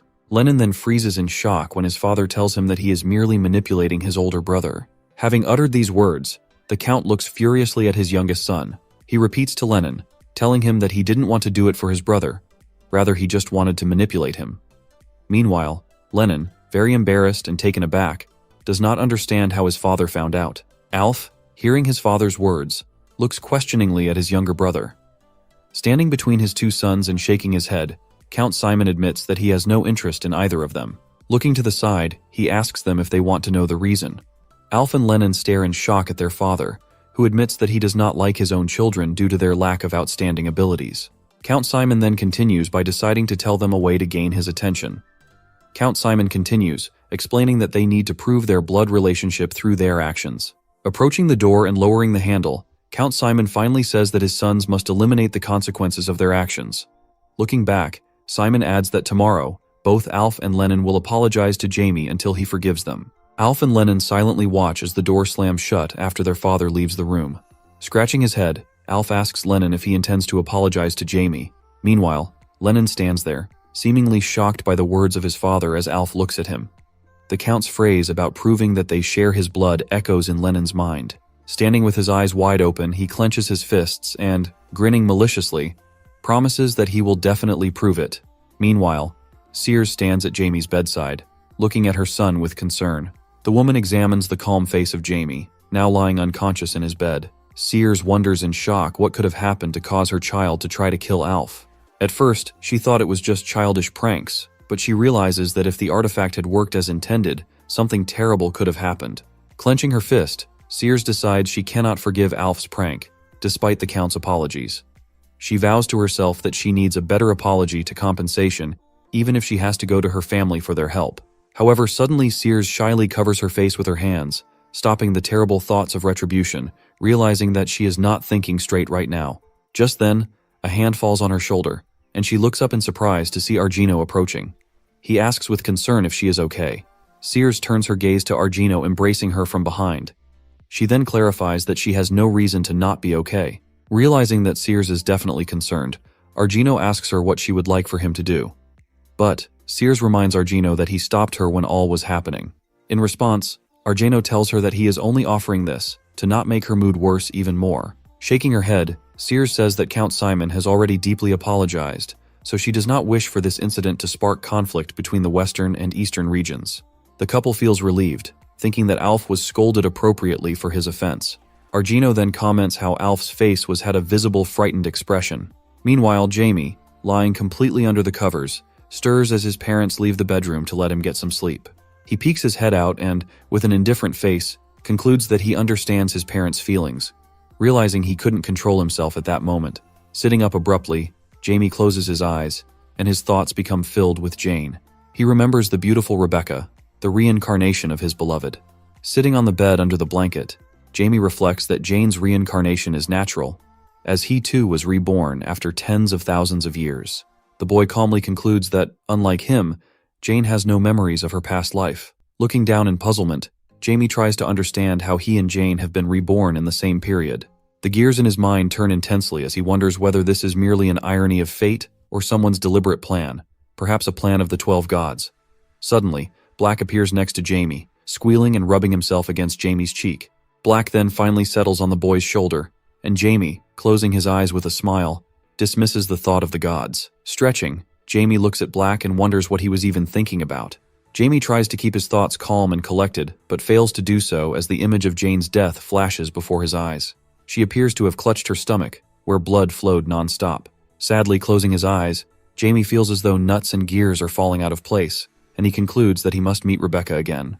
The scene then shifts to a dark room where an unknown man, dressed in a robe, ties a message to the leg of a dove and reflects on changes in the magical society. Attached to the bird's leg is a white note that reads, "The firstborn of Earl Welton, named Jamie, at 9 years old, is an amazing magical genius." The man proceeds to step outside and releases several doves with messages, waving his arms as daylight breaks. Meanwhile, Jamie walks along the garden path, heading toward a pond edged with stones. Here, Jamie appears completely saddened.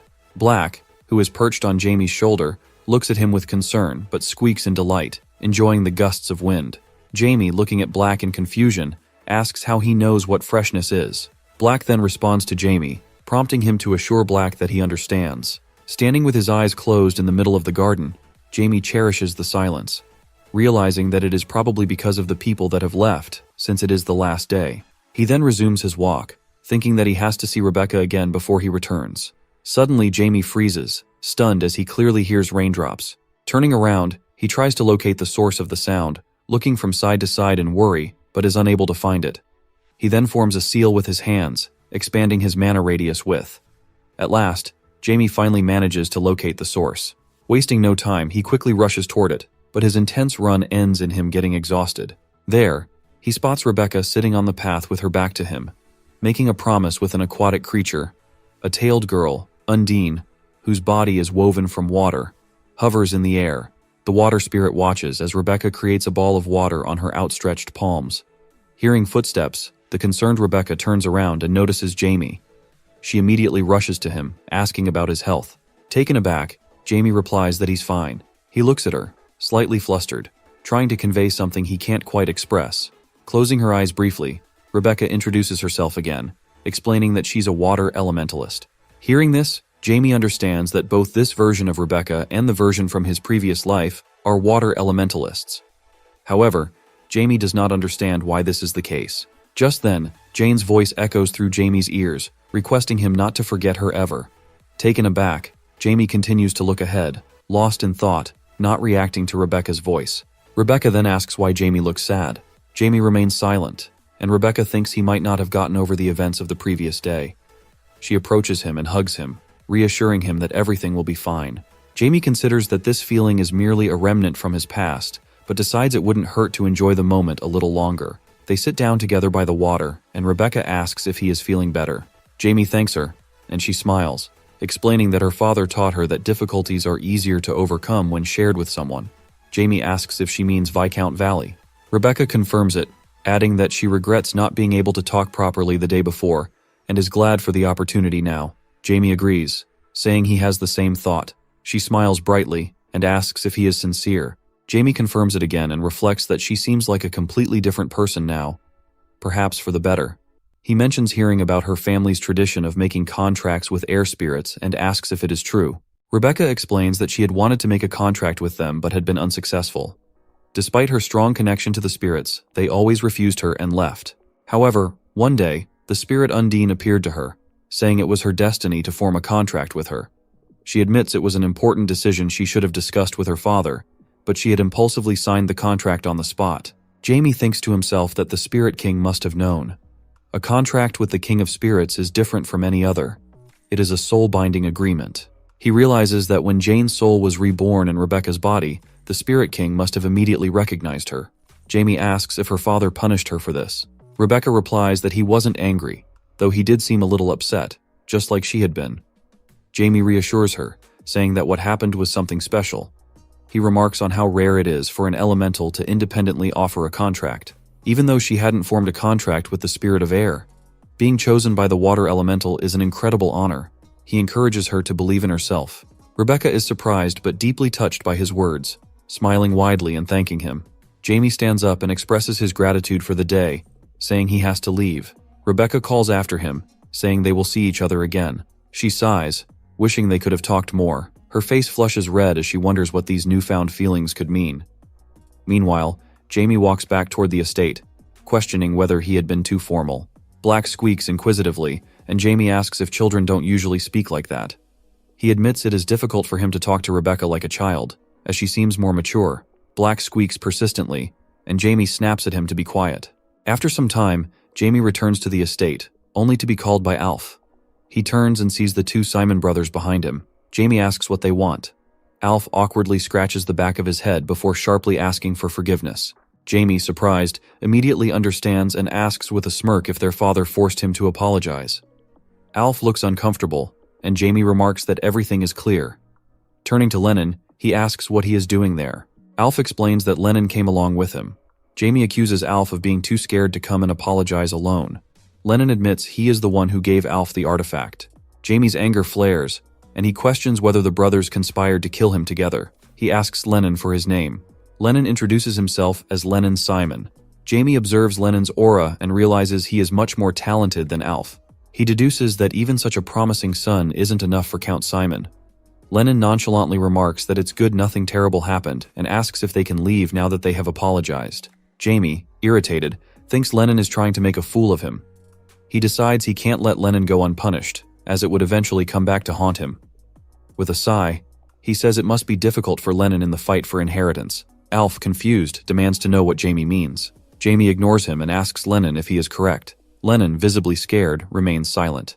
Jamie places a hand on Lennon's shoulder, stating that he should face consequences for his actions. Before Lennon can react, Jamie uses his magic. Lennon finds himself enveloped in darkness. He rubs his hands together, feeling a chilling cold, and kneels down, overwhelmed by fear. A voice echoes, telling him it is his last chance. The darkness lifts, and Lennon realizes it was an illusion. but the terror lingers. He clutches his head, sobbing, as Alf calls out to him in concern. Lennon, trembling, looks at Jamie and thinks about the gravity of his situation. Realizing his only option, Lennon lowers his head and begs for forgiveness. The day of departure arrives. Carriages line up at the estate, and Jamie steps outside, relieved at the thought of going home. He reflects on how tired he is of constantly going out and how much he prefers staying at home, even if it means being squeezed by his mother. Shaking his head, he smiles and dismisses his thoughts, wondering what he's even thinking about. Count Simon approaches him, commenting that he seems to be in a good mood. Jamie turns to him and replies that while he's not exactly in a great mood, he's glad to be heading home soon. The Count smiles, expressing regret that they haven't had the chance to communicate properly. Jamie shares the sentiment but adds that his desire to return home outweighs everything else since he's completely exhausted. He suggests the Count likely knows why. The Count, taken aback for a moment, laughs and acknowledges that the magical world has started to pay attention to Jamie. Jamie remarks that it's something he expected, and the Count laughs again, impressed by Jamie's awareness of his potential. Jamie confirms he understands it well. As they walk together, Jamie brings up Lennon, mentioning that he taught him a lesson. The Count admits noticing a change in Lennon since the previous day. Jamie asks if the Count is angry about what happened. The Count replies that these are the consequences of Lennon's decisions, so there's no reason to be angry. Jamie notes that Lennon seems quite talented and suggests the Count should train him. The Count dismisses the idea, asserting that he knows more about Lennon's abilities than anyone else and finds them insignificant. Jamie, smiling nervously, argues that without trying, they wouldn't know Lennon's full potential. He points out that under such pressure, Lennon can't show his talent and blames the Count for the situation. The Count is surprised by Jamie's bluntness. Jamie elaborates that while Alf is ordinary, Lennon has significant potential. The Count questions whether he's underestimated Alf. Thinking to himself, he's amazed that this child, Jamie, seems to have insight into a talent even an 8th-rank magician failed to notice. It feels as though he's standing before a great magician. Jamie suggests that by helping Lennon, the Count might discover unexpected growth in himself. The Count is again surprised but wants to ask more, only for Sears to call out to Jamie, announcing that it's time to leave. Jamie waves at the Count, dismissing his words as those of a foolish child, and runs to the carriage. The Count watches him leave, his eyes sparkling as he closes them, and mutters that everything is as expected. Time passes since the ball at Count Simon's estate. Jamie stands in a forest clearing, leaning on a stone and waiting. Black notices movement and squeaks to alert him. The bushes rustle, and Jamie impatiently urges whoever's coming to hurry. Riza and Azard emerge from the bushes, and Jamie scolds them for being late. Riza blames Azard, and Azard apologizes, but Jamie dismisses the matter and tells them to focus on reporting what they've learned. Riza explains that the Zenith Church has been performing charitable work in Hiesa by providing food and shelter to those in need, creating a positive impression. They've even opened an orphanage. Jamie asks when the church started its activities. Riza responds that it's been shortly after the rebel gang was defeated. 2 months earlier, Count Welton destroyed the gang, and soon after, the Zenith Church began its official operations, aiding the poor and preaching the will of God. Initially, people paid little attention, but over time, the church gains immense popularity, with many becoming believers and respecting the church as the most revered institution in Hisa. Jamie reacts sharply, expressing disbelief that Zenith would engage in genuine charity. Concerned, he asks his subordinates if they think war and peace can coexist. They agree it's not possible, but Riza adds that they're interconnected. Jamie acknowledges this and explains that Zenith thrives on conflict. He believes the seemingly benevolent actions of Zenith's priests contradict the god's nature and suspects a hidden agenda behind their activities. He orders Riza and Azard to investigate further. They assure him it will be done, and Jamie resolves to uncover Zenith's plans. The following morning, in the Zenith Church's shelter, a priest praises Ricky for his hard work. Ricky humbly replies that it's nothing compared to the hardships he endured before. The priest smiles and reassures Ricky that he no longer needs to worry about his past. Ricky reflects on how the shelter transformed his and his sister's lives. Without it, they would have been doomed.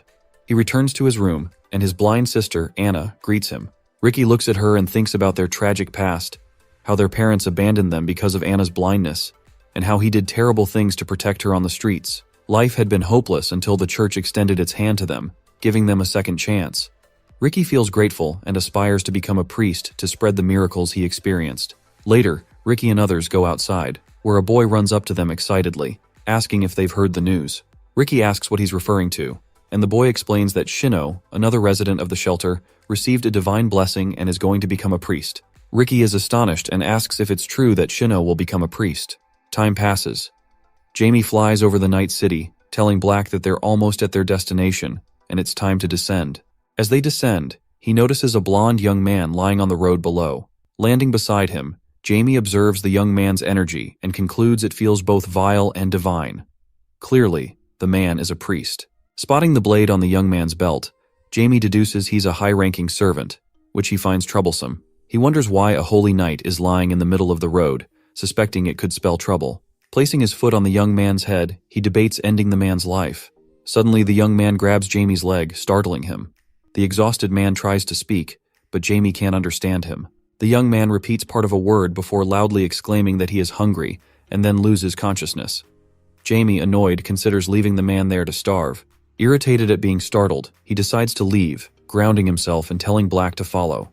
The next morning, Jamie arrives at breakfast, and seeing the fair-haired young man at the table, forces a smile while internally questioning why he's there. The young man, eating a bun, introduces himself and expresses relief at meeting Jamie. Jamie wonders why this bothersome person is eating at the same table as his family. The young man laughs and mentions that if it hadn't been for the Count's help, he would have died of hunger on the pavement. Argino clarifies that he had no personal role in saving him and credits the guards for bringing the young man to safety. The young man graciously replies that since the guards are under the Count's command, the Count deserves thanks. The Count laughs, asking if it's normal for a knight of light to die of hunger. The young man smiles and explains that this situation is unusual, as even high-ranking knights are still human and can only last longer without food compared to ordinary people. Jamie, uncomfortable with the situation, feeds strawberries to his sister while questioning why his parents are treating the young man so kindly. The Count asks the young man to confirm if he serves the Church of Pyro.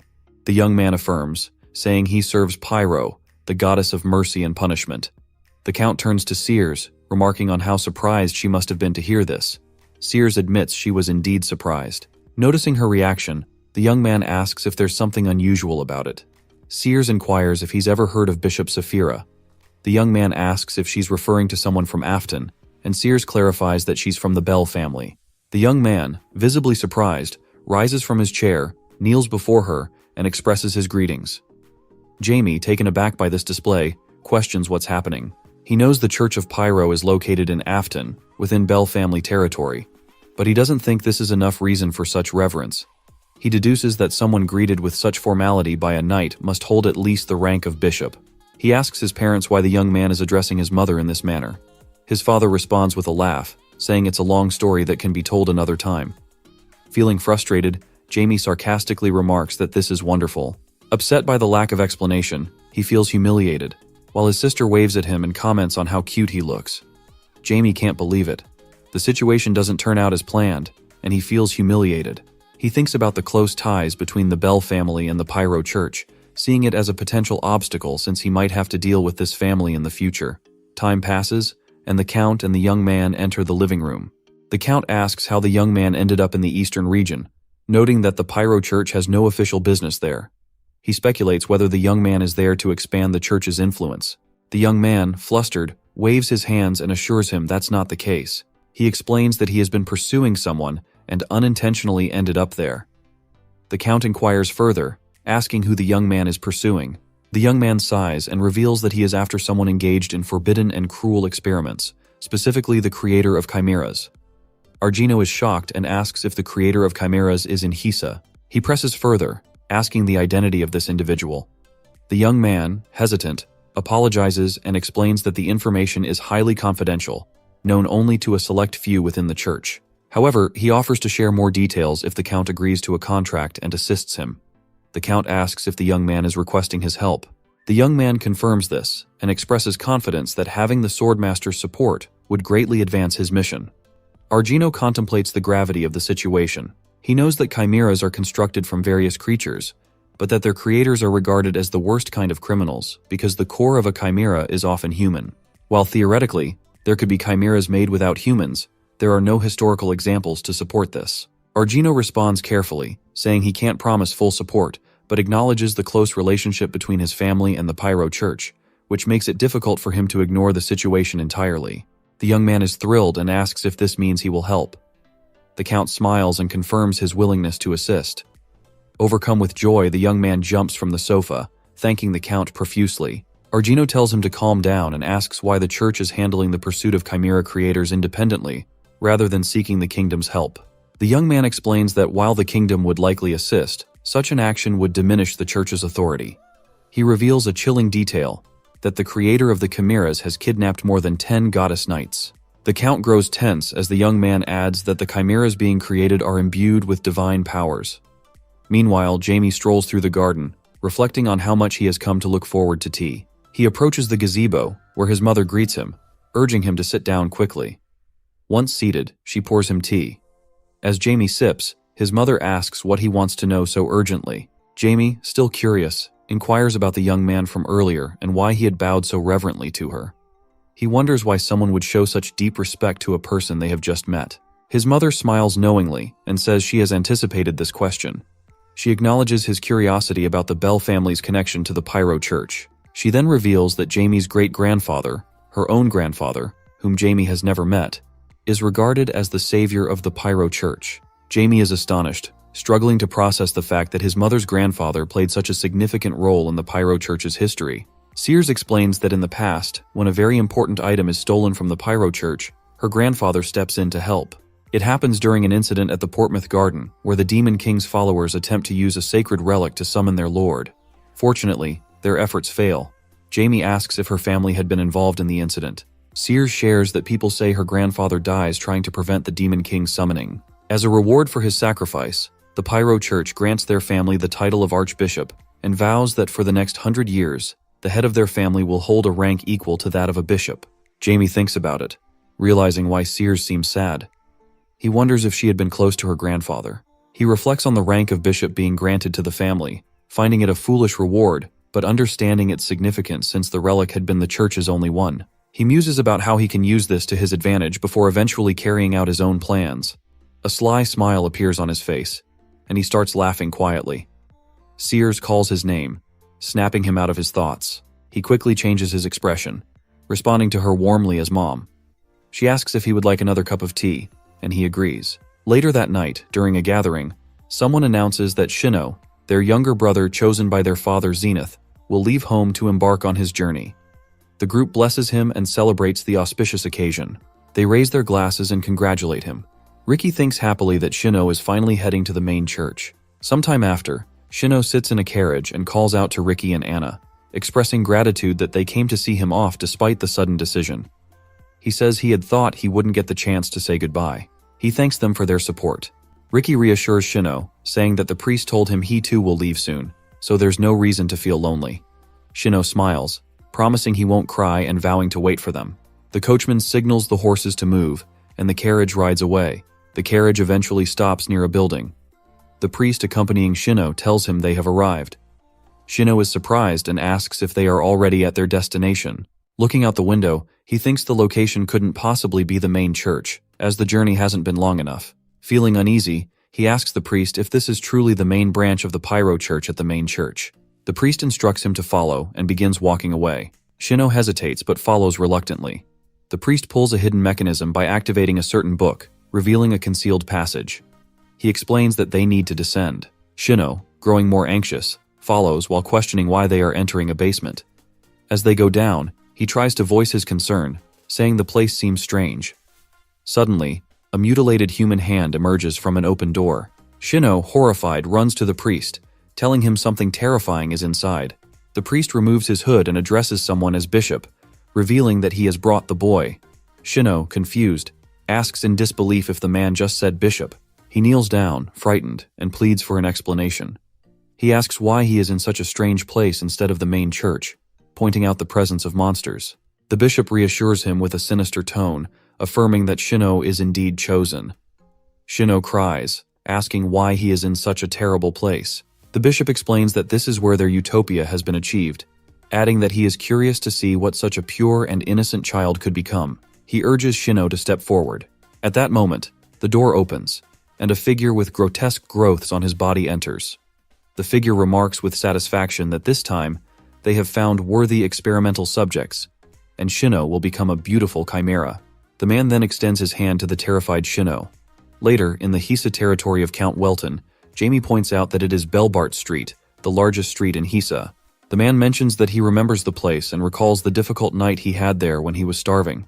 Jamie acknowledges this, understanding his plight. He reflects that the reason he is showing the city to the knight is straightforward. That morning, during a tea party, while drinking his tea calmly, Arjuno suggests that Jamie show Hisi to the knight, praising Jamie for his intelligence. The knight finds the idea appealing, but Jamie becomes so angry that he breaks his teacup. In the present, Jamie walks with an annoyed expression, thinking about his bad luck and feeling as if someone has cursed him. The knight observes Jamie's stamina and sharp memory for a 9-year-old, speculating that he could easily excel in the executive bodies or even higher positions. He notes that it is unsurprising the Count asked him to accompany Jamie. He calls Jamie's name, and Jamie turns toward him. The knight thanks Jamie, mentioning how the tour has allowed him to thoroughly explore Hiesa. Jamie responds that he hasn't been outside for a while, so he has enjoyed the experience too. The knight extends his hand, suggesting they return now that the tour is complete. Jamie refuses the gesture and instead asks if he can inquire about something. The knight, slightly disappointed, agrees. Jamie questions him about his conversation with his father the previous day. The knight, surprised by the sudden question, had expected Jamie to ask about being a holy knight. Instead, he jokes that they had talked about how handsome Jamie is, and how much more handsome he will be when he grows up. Jamie, irritated, accuses him of lying. The knight, embarrassed, wonders why Jamie doesn't enjoy such compliments. He insists that it is the truth, and adds that they had only spoken about Jamie, emphasizing how much his father loves him. Jamie dismisses the explanation, remarking that even children wouldn't believe such a story.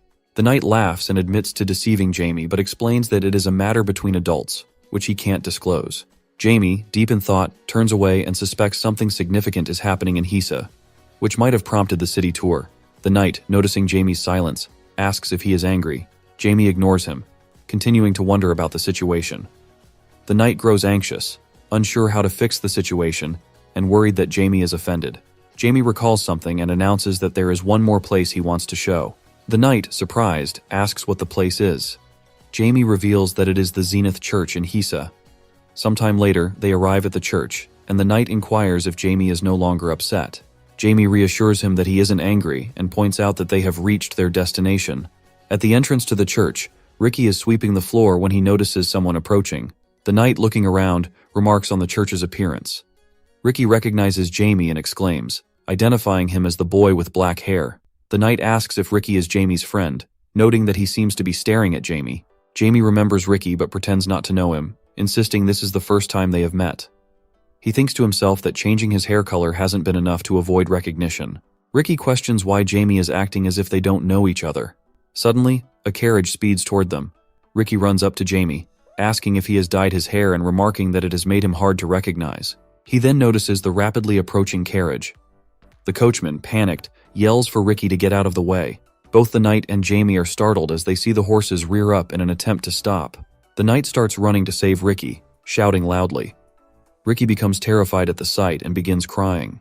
He looks at the approaching horses and realizes he won't have enough time to get out of the way. The knight notices something unusual and is momentarily surprised.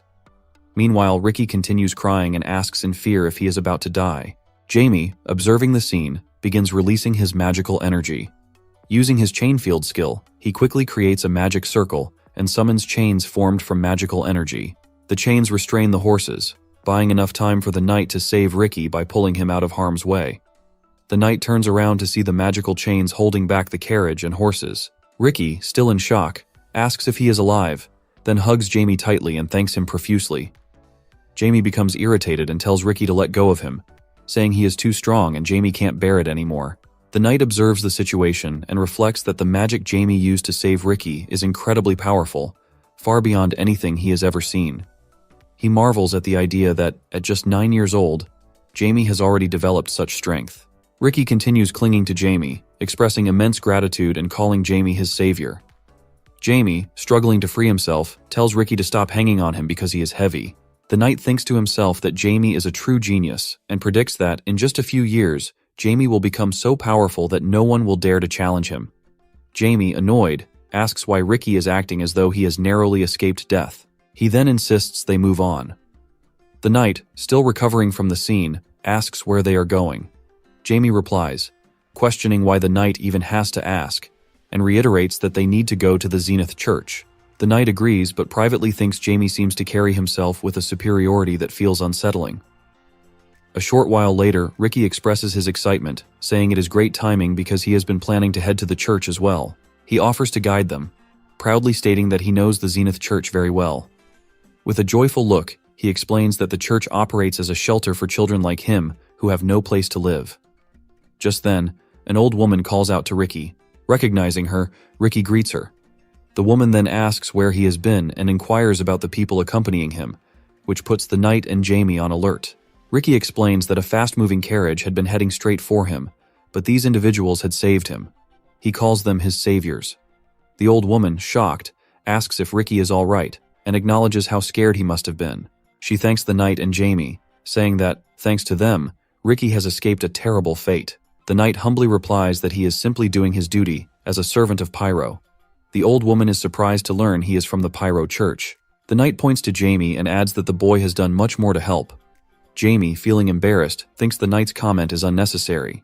The old woman seems about to say something about Jamie, but is interrupted when the knight introduces Jamie as the son of the ruler of the local lands. Jamie formally introduces himself, giving his first and last name. The old woman, recovering from her surprise, remarks that she should have realized this when she saw his emerald hair.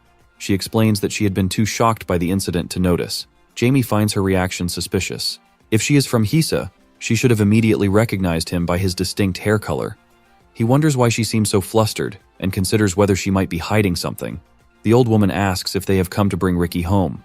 The knight clarifies that they are there because he has heard about the recent activities of the Zenith Church in the area. The old woman, realizing they are guests, invites them to follow her inside. She suggests Ricky give Jamie a tour of the place. Ricky seems surprised and hesitates, asking if he really needs to give them a tour. Jamie grows suspicious, wondering if the old woman is trying to separate them. Concerned she might harm Ricky, he warns the boy that, if anything happens, he will miss dinner with his parents that evening.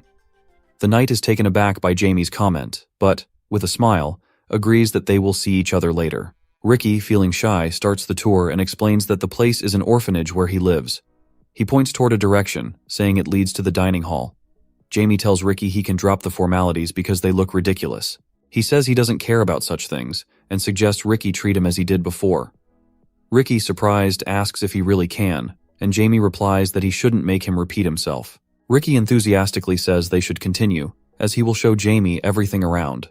Jamie, confused by Ricky's happiness, cannot understand why he is so cheerful. Later, Ricky tells Jamie he has shown him almost everything and mentions that he lives with his sister. He assumes Jamie wanted to know where that was. Jamie denies this, saying he hadn't even considered it. Ricky opens the door and introduces Jamie to his sister Anna as his friend. Jamie silently questions who said they were friends. Anna begins to rise and asks her brother if what he said is true. Jamie is stunned when he sees her. Ricky helps Anna stand and tells her to greet Jamie, describing him as an amazing person. Anna introduces herself and says her name. Ricky looks at Jamie and asks if something is wrong. Jamie, still standing in surprise, is struck by Anna's holy essence. He notices her eyes are filled with divine power. Jamie reflects on the nature of holy beings, individuals endowed with God's power more than others, who can wield it freely from birth. One part of their body often holds a significant concentration of this power. Ricky calls Anna's name and explains that her blindness resulted from the overwhelming power within her. He mentions that when she awakens, her divine eyes will reveal all the true streams of the world. Jamie realizes that this power could become a threat to him in the future. He debates whether he should kill her now, but concludes it would be too dangerous. If he can sense her essence, so can a high-ranking priest, making such an action far too risky. Ricky begins to ask Jamie something and calls his name. Smiling, he asks if Jamie has fallen in love with his sister. Jamie, startled by the question, quickly denies it, asking what kind of nonsense Ricky is talking about. Ricky teases that his sister is still young, but before he can finish, Anna hits him on the head with a book and says she has something to ask him. She hides her annoyance and explains there is something confusing in a book she is reading, asking if Ricky can help her. Ricky agrees to help, still rubbing his head after being hit with the book's corner. The three sit on the bed together. Ricky asks Anna if she's stuck on the part where Heine's left. Jamie watches them and reflects on Anna's holy power, wondering who its source might be. He decides he needs to keep an eye on them. Ricky explains to Anna that Heine's went to a high tower far away where no one could find him. Anna replies that she knew it was a tower, not a cave. Jamie, feeling it is time to leave, wonders if he should go. Ricky notices and asks if Jamie is heading to the restroom. Jamie denies this, saying he is leaving entirely. Ricky gets up and insists on walking Jamie to the exit, telling Anna he will be back soon. As they walk, Ricky asks Jamie if he will visit them again. Jamie, thinking Ricky is unusually sociable, asks what would make him want to return. Ricky is surprised by the question and wonders if Jamie is joking in a friendly way. Jamie, looking dejected, says Ricky is imagining things. Ricky explains that at first he was content being close to his sister, but after arriving at the orphanage, his perspective changed. With a joyful expression, he shares that he now wants to be chosen by God Zenith and become a priest. He adds that one of his friends from the orphanage was chosen yesterday and has gone to the main church. Ricky says he is jealous of his friend. Jamie is startled and carefully processes Ricky's words. He reflects on the church, human trafficking, and the concept of the chosen one, realizing something is amiss. Jamie, visibly shocked, asks Ricky where he was before coming to the orphanage. Ricky, confused by the question, replies that he was on the streets. Jamie, growing more concerned, presses further, asking where Ricky was even before that. Ricky, bewildered by Jamie's behavior, responds that he worked at Reaver and asks why Jamie is suddenly asking about this. Jamie, now certain, realizes that Zenith is involved. The knight bows and expresses that he enjoys their conversation. The old woman responds that she does as well. She remarks that since he is leaving, she will guide him to the young master. He agrees with a smile, expressing gratitude. He wonders why she is so silent, suspecting that it might be due to her distrust of priests from other churches. He also speculates that these people might be connected to the chimeras. As the old woman walks down the corridor, she asks Ricky if he gave the young master a tour. Ricky confirms that he did, but turns around, startled by someone's arrival. The bishop approaches and comments that it seems an important guest has visited during his absence. Ricky greets him respectfully. The bishop acknowledges the young master, calling it an honor to meet him. Jamie introduces himself, stating his full name, while thinking that everything aligns. It is the Zenith Church that kidnaps the children. The bishop inquires about Ross's identity, and Ross introduces himself as Ross Armetic, stating that he serves Fierro. The bishop, upon hearing this, notes that Ross is from another church. Jamie is puzzled, trying to discern the Zenith Church's objectives. He suspects that Ross's presence might be connected to their plans. The bishop apologizes for his absence, expressing regret that he couldn't be there for the visit. Ross reassures him, saying there is no need to apologize as he had a pleasant time at the church. Jamie notices a man in armor nearby and senses strange energy emanating from him. He realizes that the man is a paladin, as indicated by his divine power, but notes that something about him seems off. Jamie observes that the paladin appears to be reacting oddly to Ross, raising further suspicions. The bishop, catching Jamie's watchful gaze, looks at him with suspicion. Later, as Jamie leaves the church, he notices Raz walking thoughtfully. Jamie comments that Ricky had told him about his friend who was chosen by God and sent to the main church, adding that Ricky is envious and hopes to become a priest himself. Raz is visibly surprised by this revelation. Raz remarks that Ricky is a good person and that his dream will likely come true someday. Jamie, studying Raz's reaction, wonders if a subtle hint might be enough. He then asks Raz if he might have heard anything about this from his father. Raz, confused, asks what he is supposed to have heard. Jamie explains that 2 months ago, his father destroyed a rebel gang that had been kidnapping and selling children. This information deeply shocks Raz. Jamie continues, mentioning that Ricky had previously been part of this gang before coming to the orphanage. Raz is further startled and questions if Ricky was truly involved with the gang. Jamie smiles inwardly, thinking that Raz might finally be piecing things together. To nudge him further, Jamie comments on the Zenith Church's significant spending on charity. Raz, suddenly remembering something, clenches his fists in anger, realizing that the Zenith Church has never engaged in charity. He suspects that if they built the orphanage, it might be to use the children for sinister purposes. Later, Raz discusses his thoughts, saying that the rebel gang and the Zenith Church seem to be connected, and notes that Ricky's history with the gang reinforces this suspicion. Argino responds that he had only observed the Zenith Church because it seemed to have a positive influence on his lands. Ross adds that when they were leaving the church, he encountered a priest with a paladin.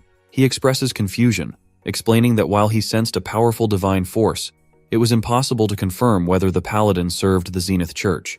He notes that the divine power seemed mixed with something else. Argino, alarmed, asks if Ross believes the paladin might be a chimera capable of using divine powers. Argino states that if their suspicions are correct, They cannot remain idle, and he decides to send his knights immediately. Ras, however, interrupts and urges caution, emphasizing the need for proof. Arjuna warns that such a mission will be very dangerous. Ras, filled with determination, assures him that he is ready to face any danger. Arjuna then asks about the likelihood of success. Ras confidently replies that he feels he has the advantage in this situation. Arjuna waves his hand and informs Ras that he will assign 3 of his men to assist him. Suddenly, 3 individuals appear in the room without making a sound.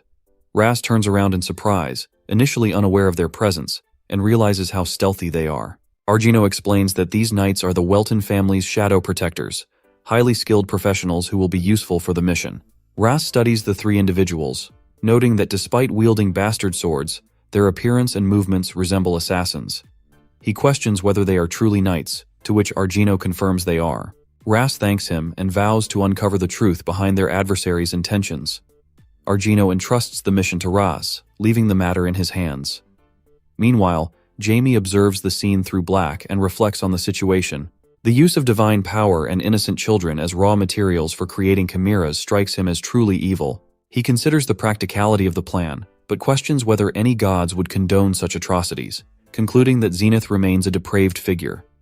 Lying on his bed, Jamie ponders the matter further. He notes that the unpreparedness of their enemies suggests they are pressed for time.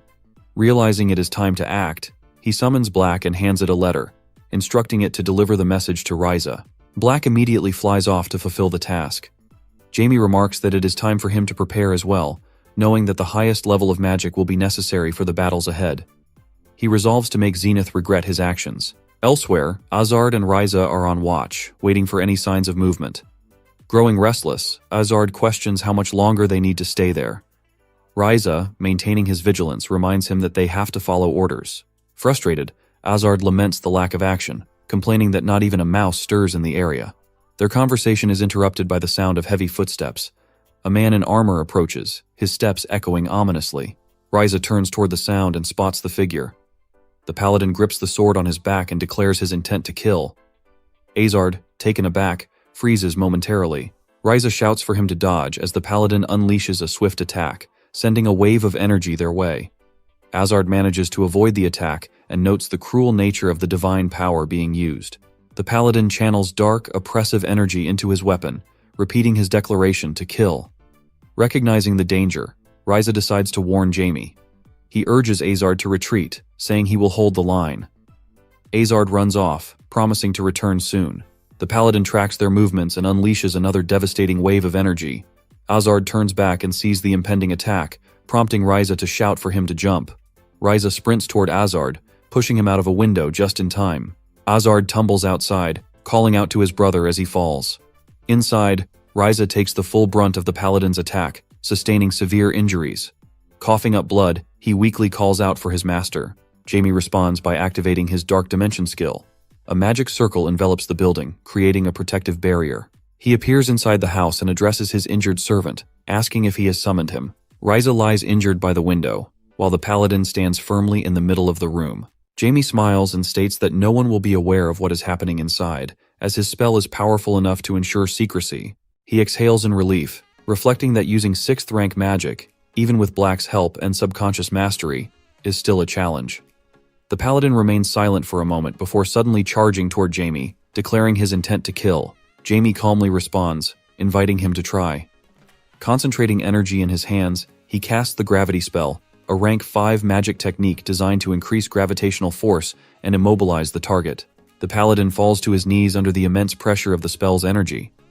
Jamie follows up with the Death Script spell, summoning spectral entities to restrain the paladin. Despite the restraints, the paladin struggles, repeatedly proclaiming his intent to kill as he reaches out toward them. Jamie then uses the Sacrifice spell, sacrificing the summoned souls to create a massive explosion of energy. A voice within the paladin's mind warns of impending danger just before the spell detonates, unleashing a powerful blast of magical energy. After the explosion, Jamie observes the aftermath. The paladin, although severely wounded, remains kneeling and alive. Jamie notes aloud that the paladin seems to be at an expert level of power. The paladin tightens his grip on his sword, channeling energy into it, and shouts his intent to kill everyone as he charges forward with all his might. Unfazed, Jamie remarks that while the paladin has a strong spirit, he has encountered the wrong opponent. He releases threads of energy and casts the puppet spell.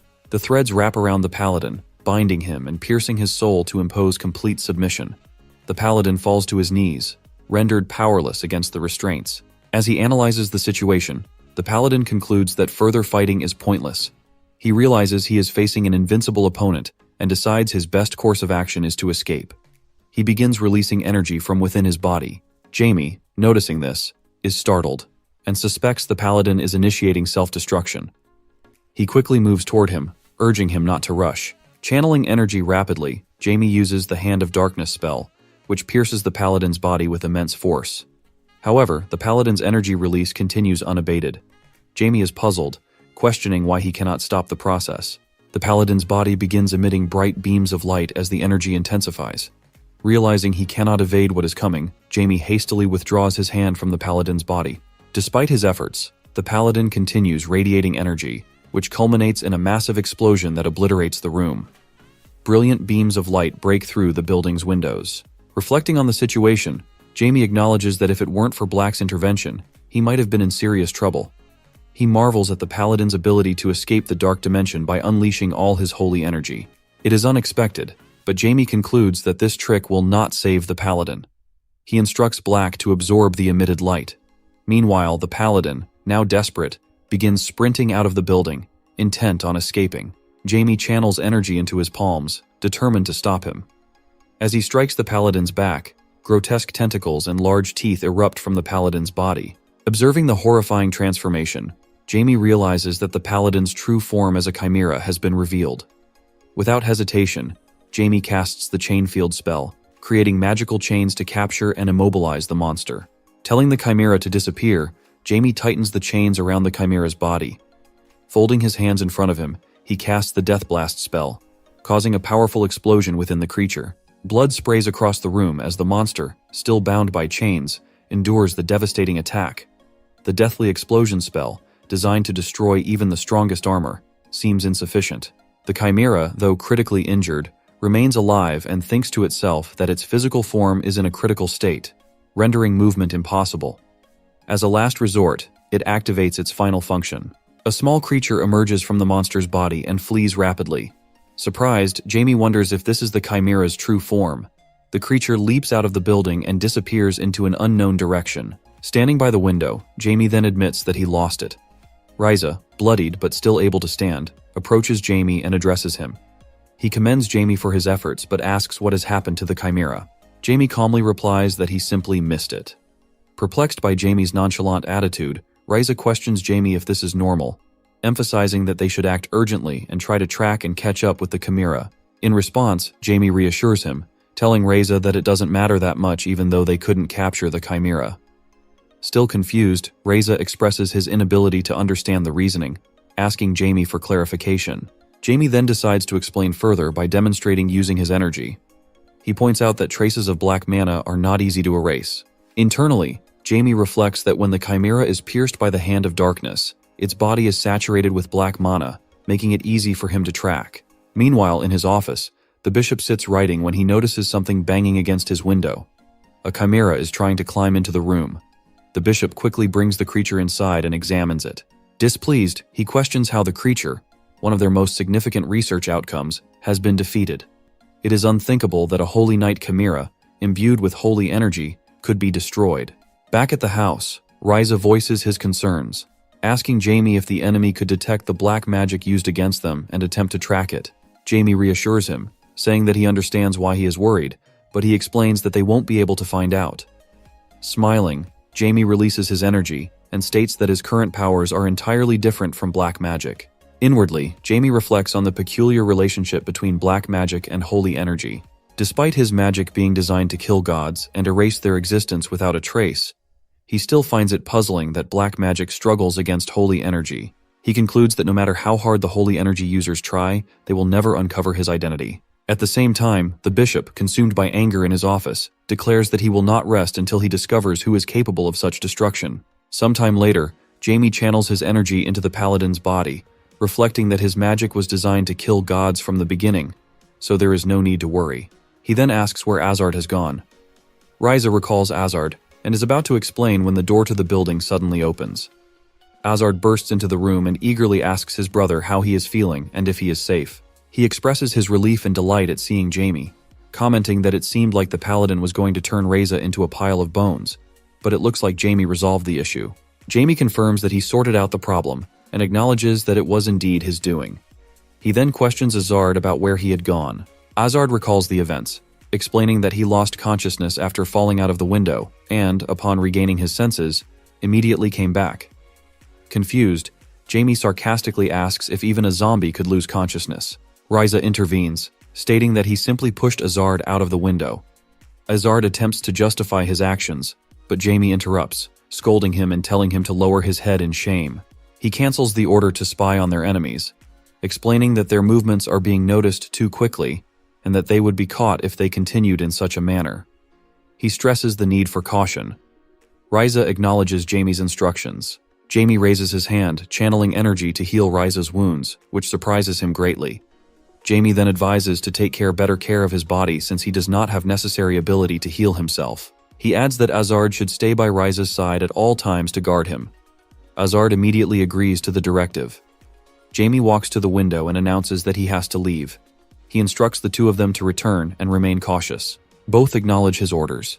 Jamie jumps out of the window, summoning wings of energy behind him as he descends. Meanwhile, the bishop loudly expresses his disbelief, exclaiming that it is unthinkable for the paladin chimera to be so severely damaged.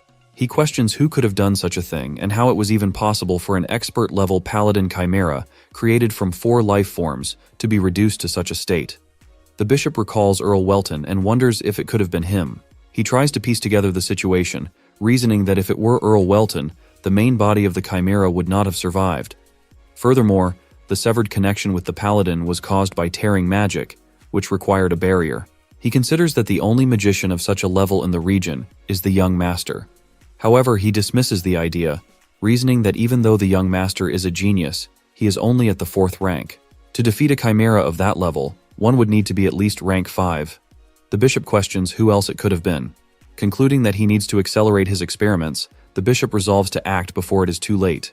Suddenly, a dagger is pressed against his throat, and a voice demands to know if his second plan has failed.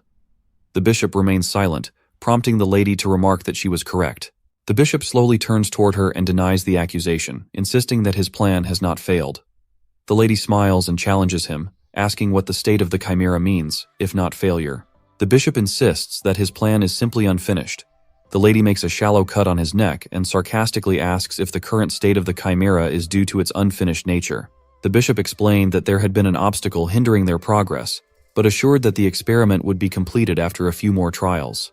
The girl dismissed his explanation, remarking that he talked too much for someone unable to identify the interference. She questioned if he wished to become part of the experiment himself. Before he could respond, she interrupted, warning him that she would be watching and that everything would end if the count intervened. With those words, she vanished. The bishop exhaled deeply, relieved by her departure. Reflecting on the situation, he realized the 7 knights of the Zenith Church had been observing him. These elite swordsmen, protectors of the archbishop in the main church, were all at the master level. Slamming his fist on the table, he raged against the humiliation, blaming the archbishop. He vowed that once the experiments were completed, he would rise to take the archbishop's place. Meanwhile, Jamie examined the chimera's body and noted that he might have gone too far. He remarked on the ingenuity behind the holy chimera's creation. As he studied the armor and dissected its components, he observed that the creature was constructed using 4 life forms: insect legs, internal organs with fire resistance, compound insect eyes, and a human body serving as the primary structure. At its core was a ball filled with divine power, enabling it to function as a paladin. He pondered the purpose of creating such a creature and speculated that Zenith might be preparing for war. Deep in thought, Jamie expressed his disdain for the Zenith Church, criticizing their unchanged view of humans as mere materials. As he examined the chimera, memories from the past surfaced, including voices recalling the atrocities of the gods and his own determination to stop them. He resolved that humanity, having suffered once, would not endure the tyranny of the 12 gods again. His rebirth after millennia was a testament to his purpose, to bring an end to their rule. Later, the bishop communicated with someone through a magic ball, complaining about the day's events. He admitted that the situation had gone beyond his expectations and that the main body of the chimera had survived, but the damage was unavoidable. The person on the other end angrily chastised him, dismissing his excuses. The bishop defended himself, blaming the appearance of a third party for the failure. This response shocked the other person, who questioned his explanation. Another man, bearing unusual growths, joined the conversation and inquired about the bishop's next steps. The bishop revealed that he intended to choose another individual for the experiment. When the man suggested using the child with the holy essence, expressing eagerness to experiment on such material, the bishop slammed the table in anger. He firmly declared that holy essence would not be wasted on creating chimeras.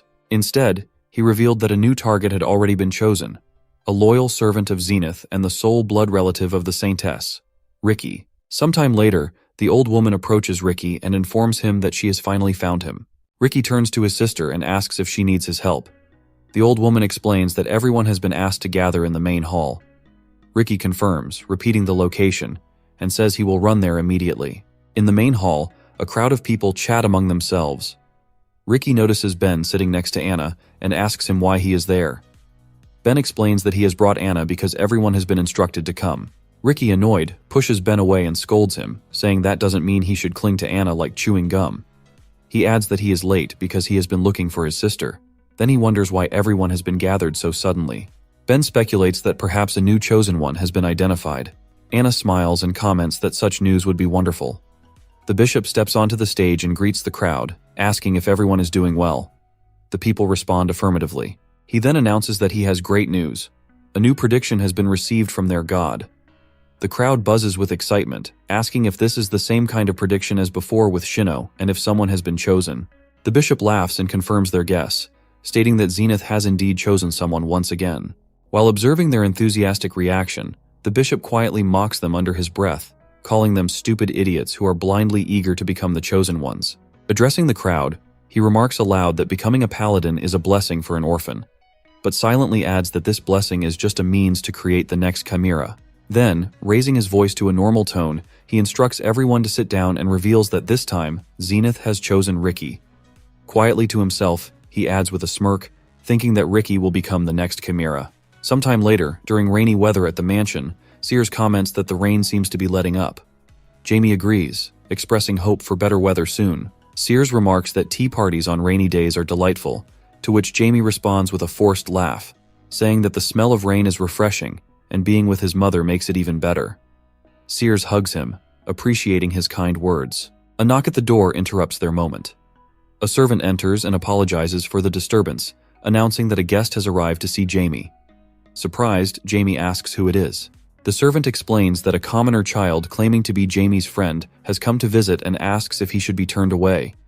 Jamie, puzzled, asks for confirmation that the visitor is a commoner and not a noble. Realizing who it might be, he recalls, wondering if the person is the one he is thinking about. Standing up, Jamie instructs the servant to bring the guest in. Shortly after, Ricky enters the room, looking nervous. He greets them and apologizes for the intrusion. Sears warmly welcomes him, expressing delight that her son's friend has come to visit. She invites him to sit down. Jamie recognizes Ricky and grows annoyed, silently questioning why Ricky has presumed they are friends. Sears, smiling kindly, asks Ricky his name and where he lives. Ricky introduces himself and mentions that he lives at the church of the god Zenith. Sears acknowledges this and asks why he has come to visit Jamie. Ricky hesitates before beginning to explain, mentioning that it is about the other night. Before he can finish, Jamie quickly covers Ricky's mouth with his hand. Embarrassed, Jamie tells his mother they will go play on their own and suggests she take a rest. Sears, smiling, observes them fondly and thinks to herself that her son must be feeling shy about having his friend over. She reflects on how much Jamie has grown. Jamie thinks he cannot afford to get caught, as he dreads the punishments that would follow: suffocating hugs, unwanted kisses, and sharing a bed. Sears agrees with him but insists he should kiss her goodbye. Jamie is horrified, feeling this is an even greater challenge. Determined to find a way out, he reluctantly walks up to Sears and kisses her on the cheek. Ricky observes the scene with a surprised expression. Sears leaves the room looking delighted and wishes them a good time. Jamie, visibly exhausted, mutters that of course they will. Ricky bows and bids her farewell, then turns to Jamie and remarks that his mother must love him deeply. Jamie brushes it off and demands to know why Ricky is there. Ricky remembers his reason for visiting and explains that he has been chosen and will soon leave. He came to say goodbye. Jamie is shocked and asks him to repeat what he said. Sometime later, Ras, looking despondent, reflects on how the strange paladin has been missing for days. He wonders if the paladin has vanished entirely, and laments that he learned nothing from observing the church. Suddenly, his attention is drawn to Ricky loudly bidding farewell. Ricky leaves with a cheerful demeanor, turning to greet Ras in a casual manner, which infuriates Ras, though he hides it. Ras hugs Ricky and insists he should call him Big Brother. Ricky complies and addresses him as such. Ras asks if Ricky came to see Jamie, and Ricky confirms, adding that he has news for Ras as well. Ricky reveals that he has received a prophecy from the god Zenith, which greatly surprises Ras. He asks Ricky to clarify, and Ricky explains that he has been chosen and will depart for the main church the following morning. Ras, skeptical, internally condemns the church for deceiving children in this way. He pats Ricky on the head, leaving Ricky slightly confused. Ras praises the news and assures Ricky that he will become an excellent priest. Ricky is elated and agrees, stating that he wants to help those in need, just like Ras. He departs, promising to return to check on Ras. Once Ricky is gone, Ras sternly addresses the three knights who appear behind him. He orders them to track the carriage transporting Ricky the next morning, vowing to deal with the situation. He believes the church's deception warrants severe consequences. The next day, Ricky departs with the priests, expressing gratitude to everyone who came to see him off. He promises to return once he has become a priest. Anna and Ben watch with tears in their eyes as Ricky assures them he will care for his sister. Ben thanks him, and Anna encourages him to return to them when his training is complete. Ricky, overwhelmed with emotion, hugs Anna, reminding her to listen to the church's guidance, eat well, and not worry. He vows to write often and to return as soon as he can. Anna smiles through her tears and makes him promise to stay healthy and come back to her. Ricky climbs into the carriage, which departs from the church. Raz, cloaked and hidden, observes the scene closely. He instructs his companions to follow the carriage. Meanwhile, Jamie sits in his room, meditating and concentrating energy in his hands. Opening his eyes, he notes that they are gone. He channels energy to his fingers and contemplates whether to check on the hidden bug. Jamie looks at Black, who flies next to his head, and comments that he recognizes the traces of black mana as belonging to the Zenith Church. He imagines a man folding his hands in prayer and recalls that 3 things are necessary to create a holy chimera: a sacrifice in the form of a person, a creator capable of leading the experiment, and a high-ranking priest to infuse holy energy. Lowering his gaze thoughtfully, Jamie remembers there is only one high-ranking priest in this area. He pictures a 50-year-old man in a priest's uniform, a faint smile on his face, with the symbol of the church glowing behind him. The scene shifts to a forest where a nearly imperceptible shadow darts along the branches. Raz, wrapped in a cloak, moves swiftly from tree to tree, following the carriage in which Ricky sits. At the same time, Jamie understands that if Ras and his knights are involved, they can likely handle the laboratory on their own. Adjusting his tie with one hand and holding his dark coat with the other, Jamie smiles at Black flying beside him. He declares that he only needs to take care of Lincoln. Pulling his cloak over himself, Jamie anticipates his victory. The setting shifts to the Zenith Church, where Lincoln stands in the middle of a room, his cloak fluttering in the wind coming through the window. He extends his hand into a mirror, which ripples as his hand enters up to his elbow. Lincoln contemplates giving a blessing to the orphan chosen to become a holy knight. Meanwhile, Ricky stands with his back to the mirror in a room far from the county, alongside one of the cloaked monks of the church. Suddenly, a hand emerges from the mirror behind Ricky, reaching out to grab him. Lincoln's hand almost touches Ricky's shoulder, intending to test and toy with him, but something unexpected happens. Lincoln flinches and looks at his hand in confusion. A whip of dark energy wraps around his arm and torso, pulling him back. The dark mana whips tighten, nearly pulling Lincoln to the ground. Gritting his teeth in anger, Lincoln stands and looks at the magician who has attacked him, demanding to know his identity. Hovering in front of him, wrapped in a dark cloak with a hood, is Jamie. "There," Jamie comments with a smirk. "You talk rough for a cleric." Lincoln, now sitting on the floor, shudders as he realizes the magician before him is a black magician. Tendrils of dark mana coil around Jamie as he smiles at Lincoln's reaction. Lincoln clenches his hands, his eyebrows knitting together and jaw set, as he begins to concentrate mana around his clasped hands. Infuriated by Jamie's interference, he focuses intensely. The mana in the room goes wild, raising a column of energy, and Lincoln shouts that he will show Jamie the wrath of God. A glowing formation with the symbol of the Zenith Church appears beneath both Jamie and Lincoln as Lincoln uses magic to create a holy field. 2 lightning bolts pierce through Lincoln's subconscious, momentarily illuminating his dark soul. A side effect of a field blessed by God, which greatly strengthens the priest. Jamie watches Lincoln's actions closely, assessing the holy field. He surmises that Lincoln now possesses enough strength to crush a boulder with his bare hands. Grinning, Lincoln holds one hand with the other and announces that he will quickly finish Jamie. Channeling mana around his palms, Lincoln raises his fist and charges directly at Jamie, a mad smile spreading across his face. Lincoln approaches with his fist coated in holy power, aiming directly for Jamie's neck in an attempt to decapitate him. Jamie manages to dodge at the last second, with Lincoln's holy energy brushing mere centimeters past his head, leaving him breathless and nervous. Lincoln laughs madly, taunting Jamie about his condition and deciding to use him as an offering. Lincoln's fist, shrouded in mana, slams into Jamie's chest at great speed, forcing him to grit his teeth in pain. But suddenly, Jamie's lips stretch into a smile, his pupil narrowing like a predator that has found its prey. He mockingly asks if this is all Lincoln can do.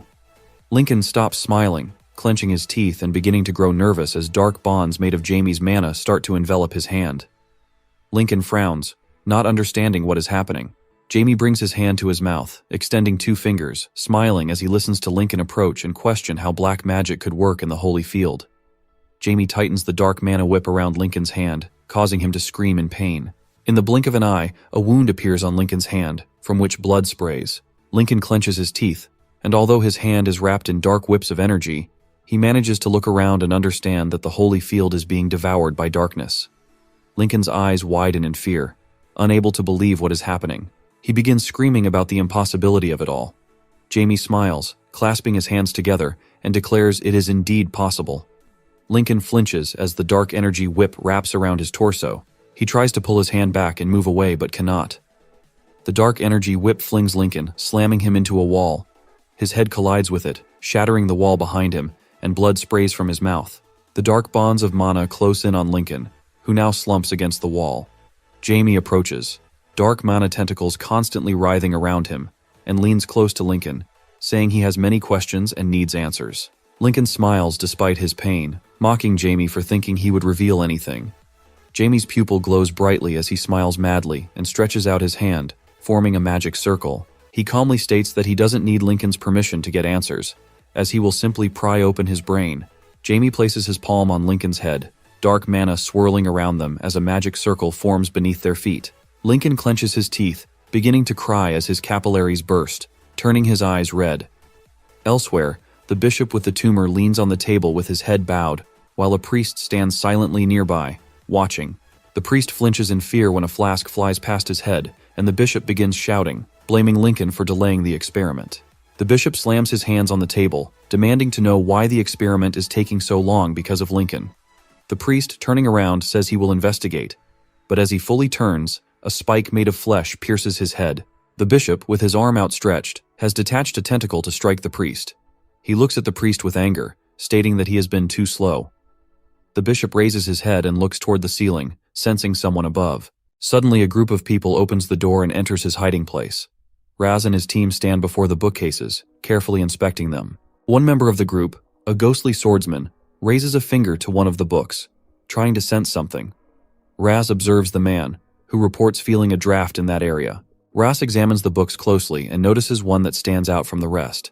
Carefully, he begins removing books with his hand until, suddenly, the shelf moves to the side, surprising the group. Raz, gripping the hilt of his sword, cautiously enters the passage, noting a strange smell emanating from within. Suddenly, an iron chain bursts from the passage, rushing toward him. Raz manages to draw his sword and block the attack, but the force is too strong, causing him to bite his lower lip to stifle a scream of pain. Raz frowns, his sword trembling as he looks at his opponent.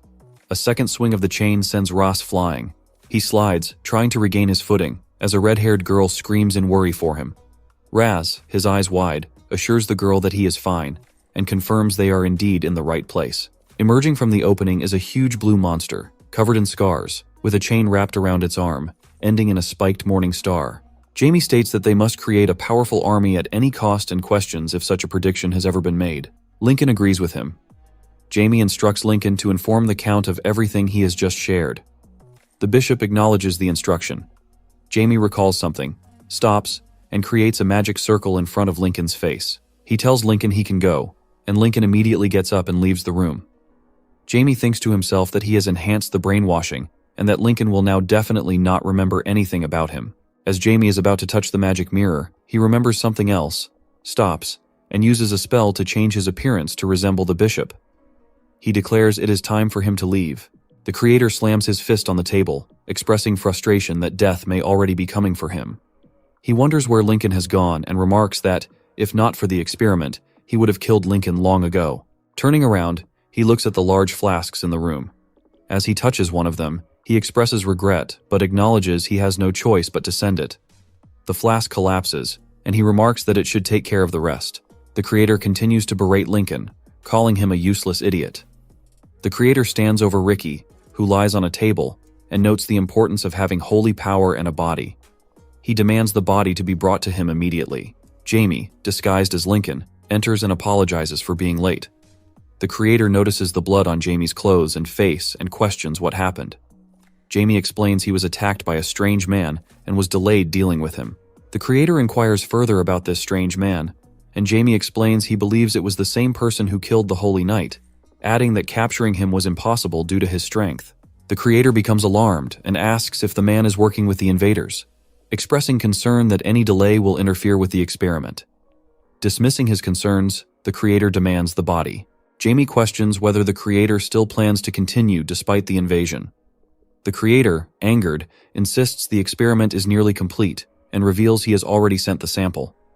Jamie wonders what the creator means by sample. The creator takes a jar containing the creature used for creating chimeras and expresses eagerness to confirm the results. Placing the creature on Ricky, he speculates about how strong the resulting chimera will be. Turning to Jamie, the creator asks for his opinion. Jamie responds that it will likely be stronger than the previous failure. The creator, annoyed by the obvious statement, takes a syringe filled with a strange liquid. He injects the liquid into the creature and presses his hand on it, urging it to merge faster.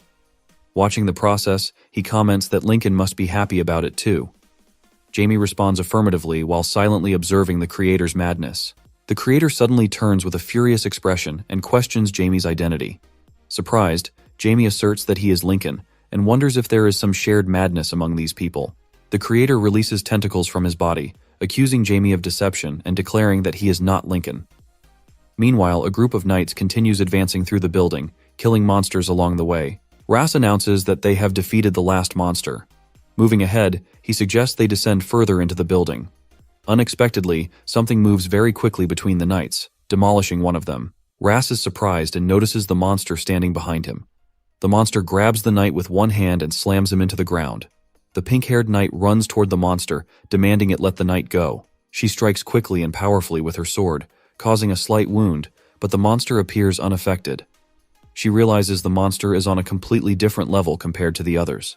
Ras observes that the space is too narrow for the monster's attacks and runs past it, thinking he needs to find a wider area. Entering another room, he turns to face the monster, which charges toward him.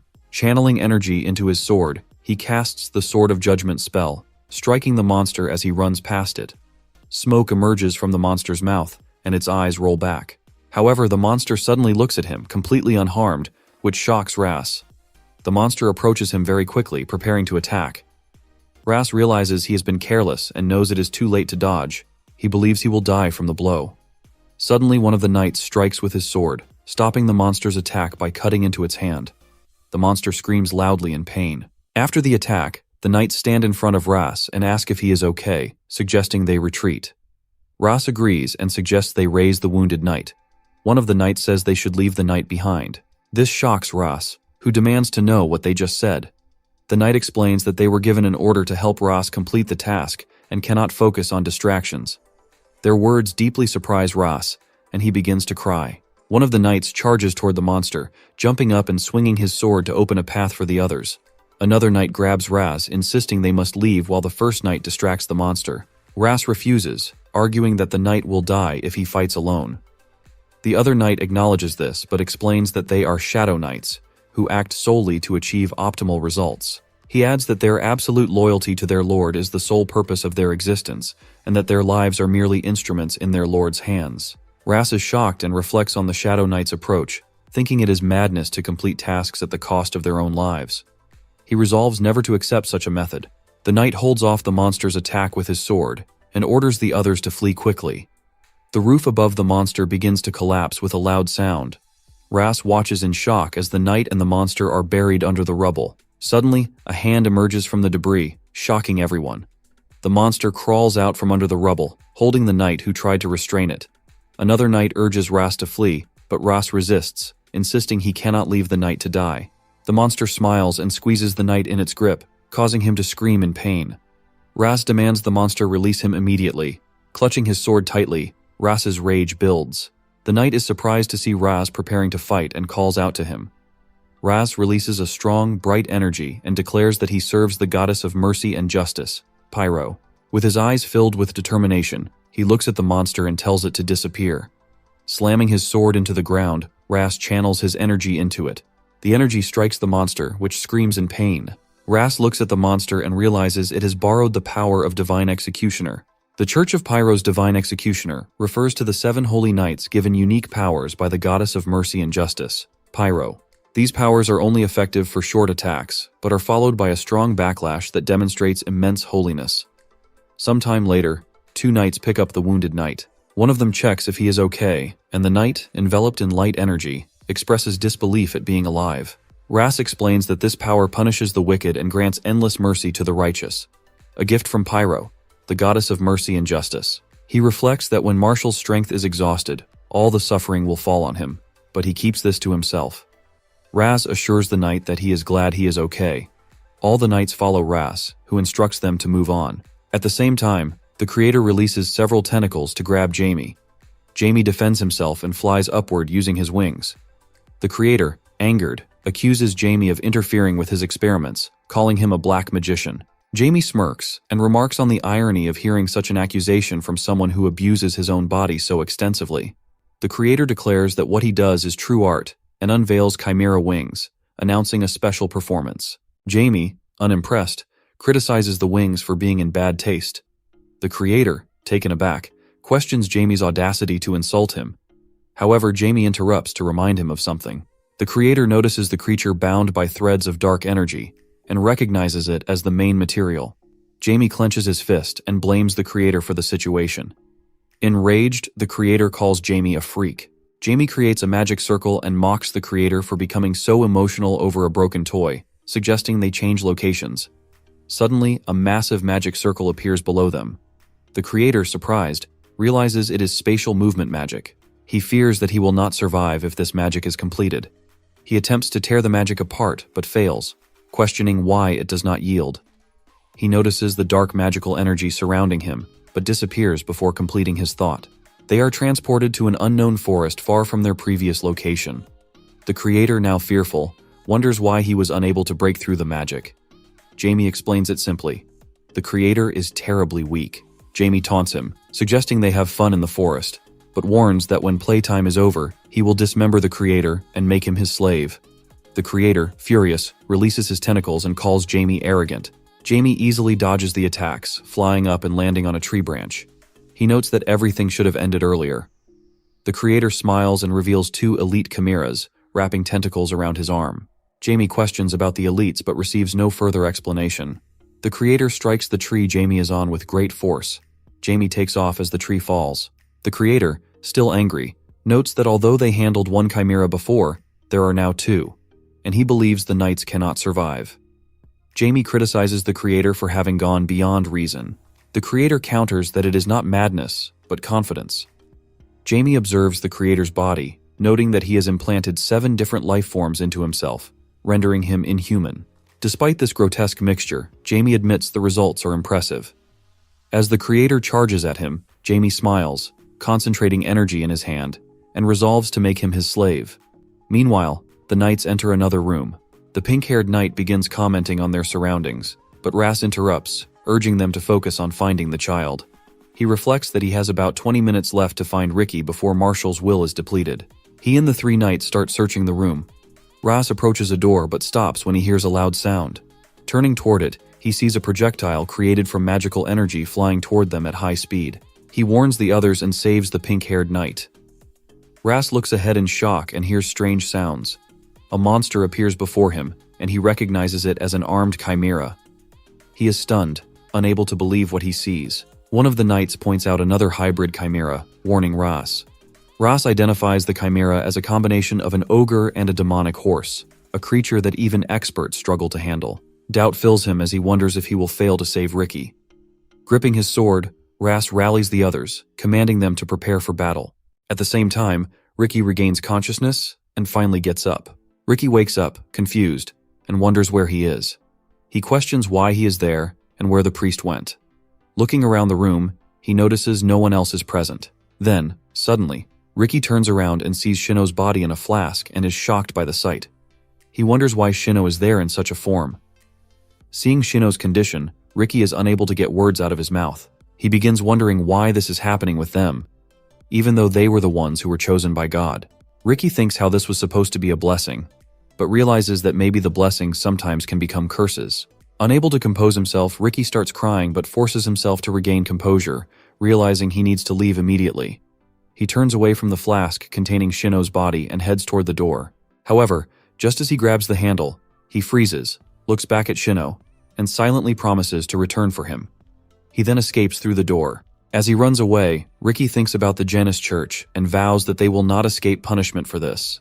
He continues running down the hallway of the church building, wondering about the noise he hears. He considers the possibility of a fight and hopes someone has come to save him. Suddenly, he comes to a halt, realizing that something is going on nearby.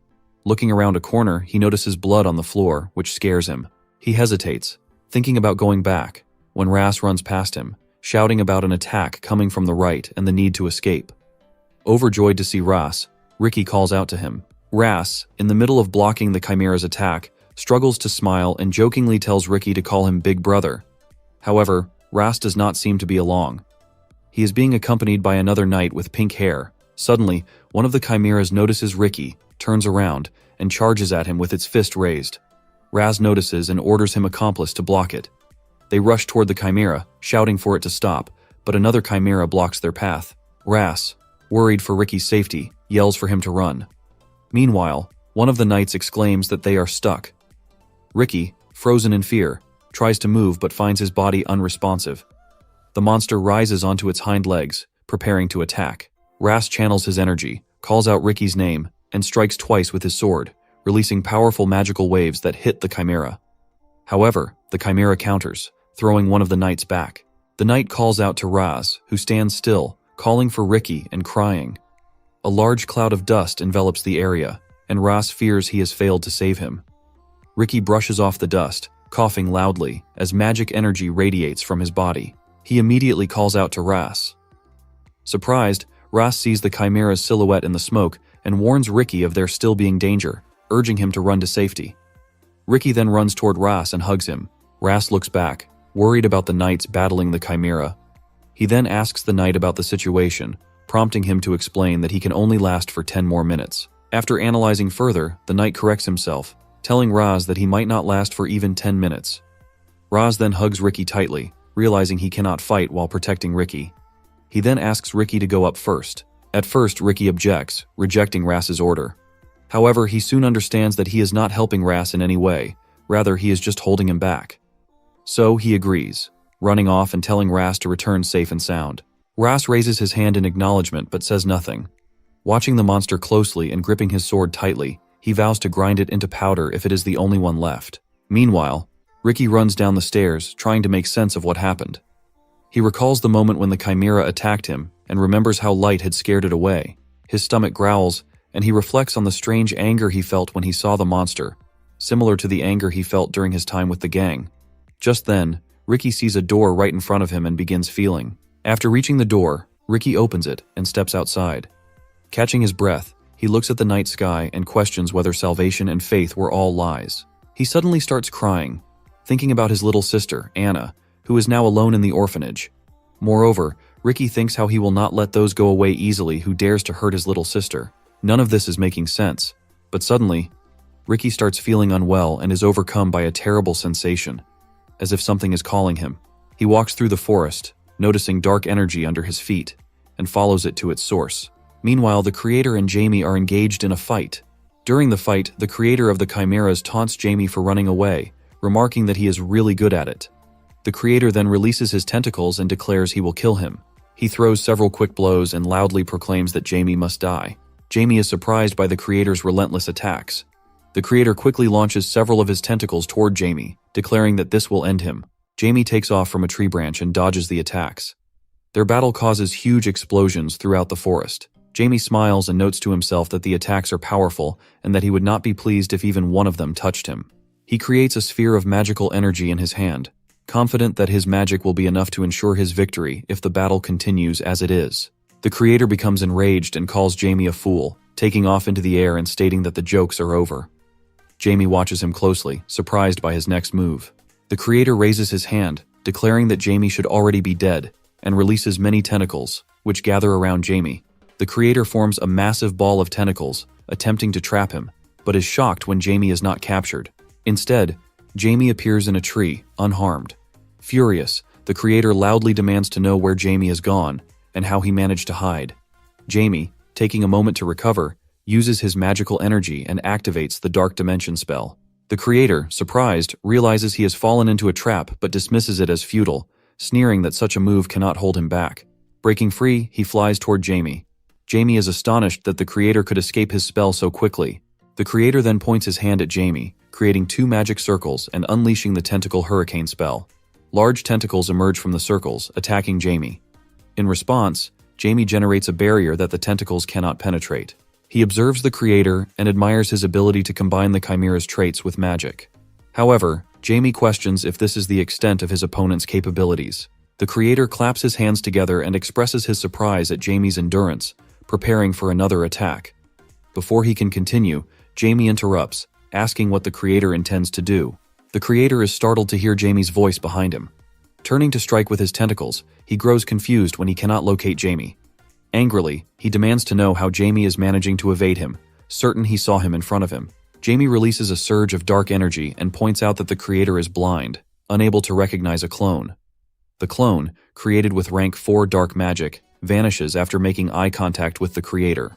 Jamie channels energy into his hand and mocks the creator for his inability to evaluate an opponent's strength.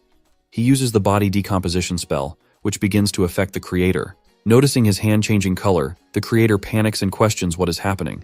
Jamie smirks, explaining that the spell is magic that causes slow decay and collapse. The creator, furious, dismisses it as a cheap trick and tries to warn Jamie about the consequences of killing him. Jamie cuts him off, calmly stating that he has other matters to attend to. Jamie uses the black ball spell, conjuring a magic sphere made from his energy in front of him. Soon, multiple identical magic balls appear around the creator. The creator is taken aback and demands to know what Jamie is saying. One of the black balls touches a wound on the creator, and dark magical energy begins to break apart near him. He grabs his hand and lets out a loud scream of pain. Jamie explains that the black ball is a spell that amplifies pain threefold when touched, asking the creator what it feels like to endure suffering worse than death. The creator, enraged, insults Jamie, calling him a freak. Jamie smirks, noting his surprise that the creator can still speak, and casts the gravity spell.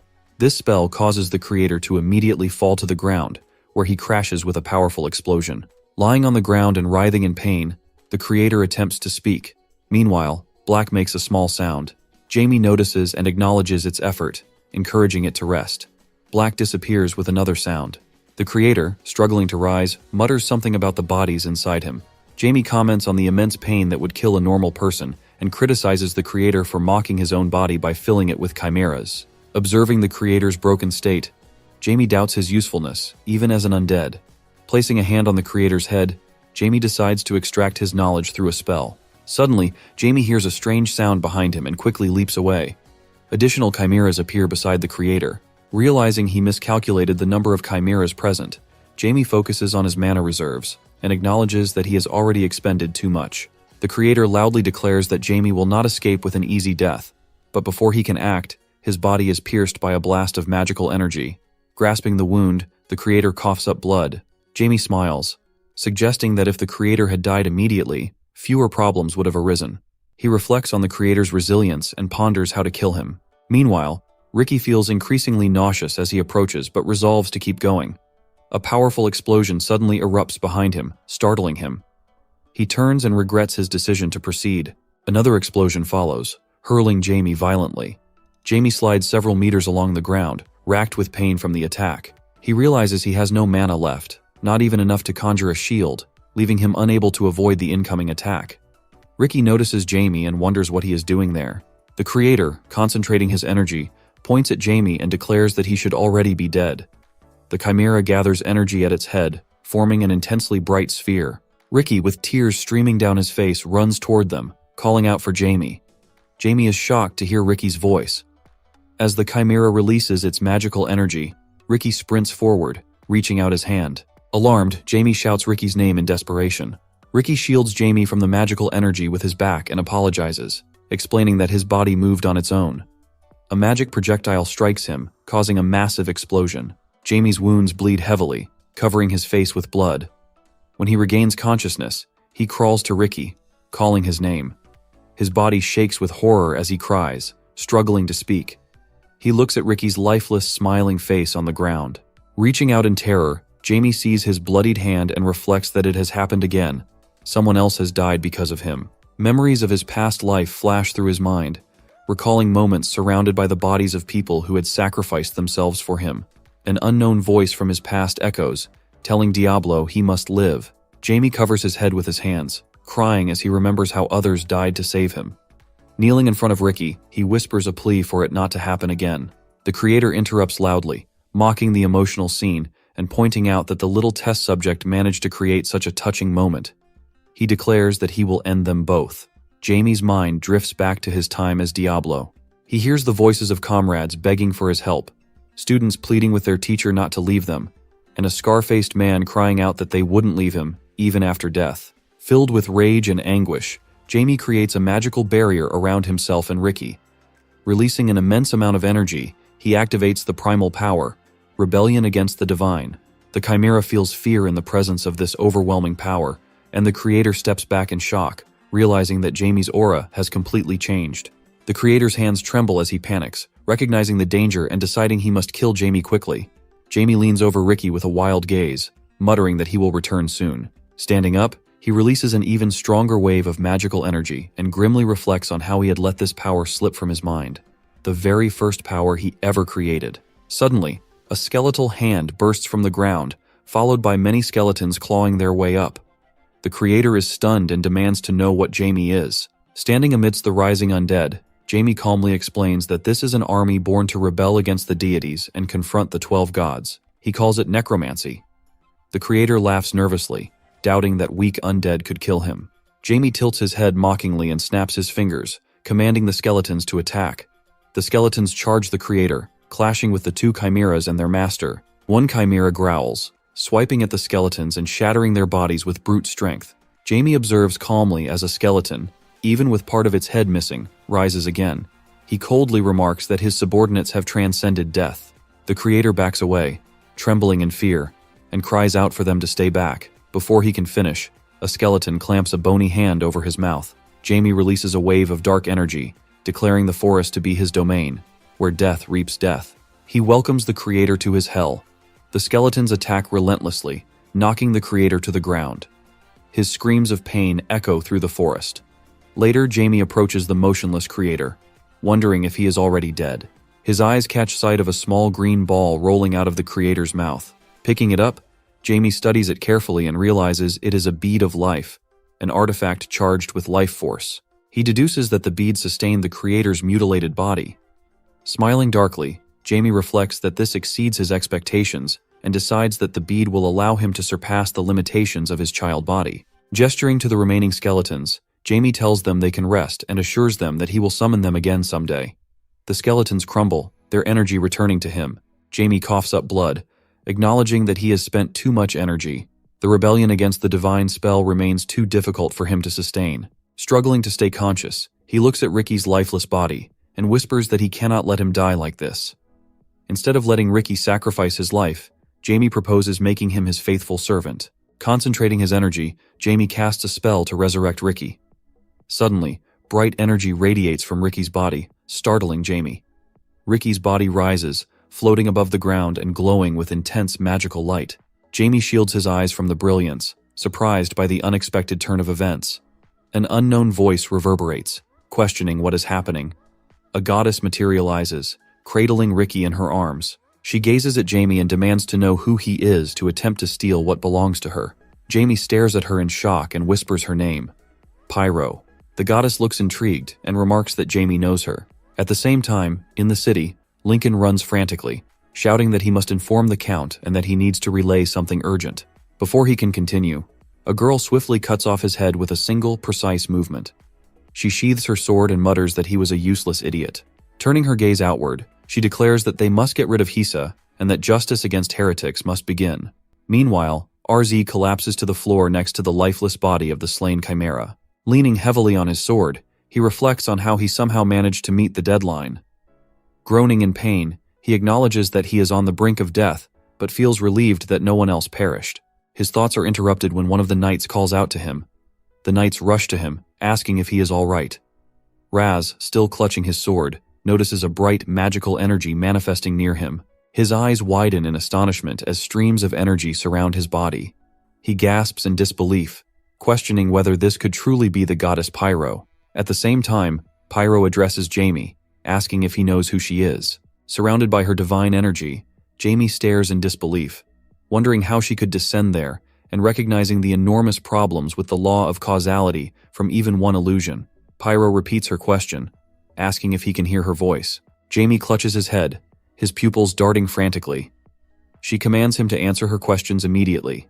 Through gritted teeth, he responds that all he knew was that Ricky's holiness belonged to her. Pyro's expression hardens as she questions how he could still intend to turn Ricky into an undead. Jamie defends himself, stating that he just didn't want Ricky to die. Her anger surges as she retorts that being undead is not the same as being alive, and that turning Ricky into an undead is an ultimate disrespect for the dead. She demands how he can fail to grasp the value of life. Jamie clenches his fists in rage and accuses her of being a divine fool, claiming that she and her kind belittle life and have no right to preach about its value after sacrificing all of humanity.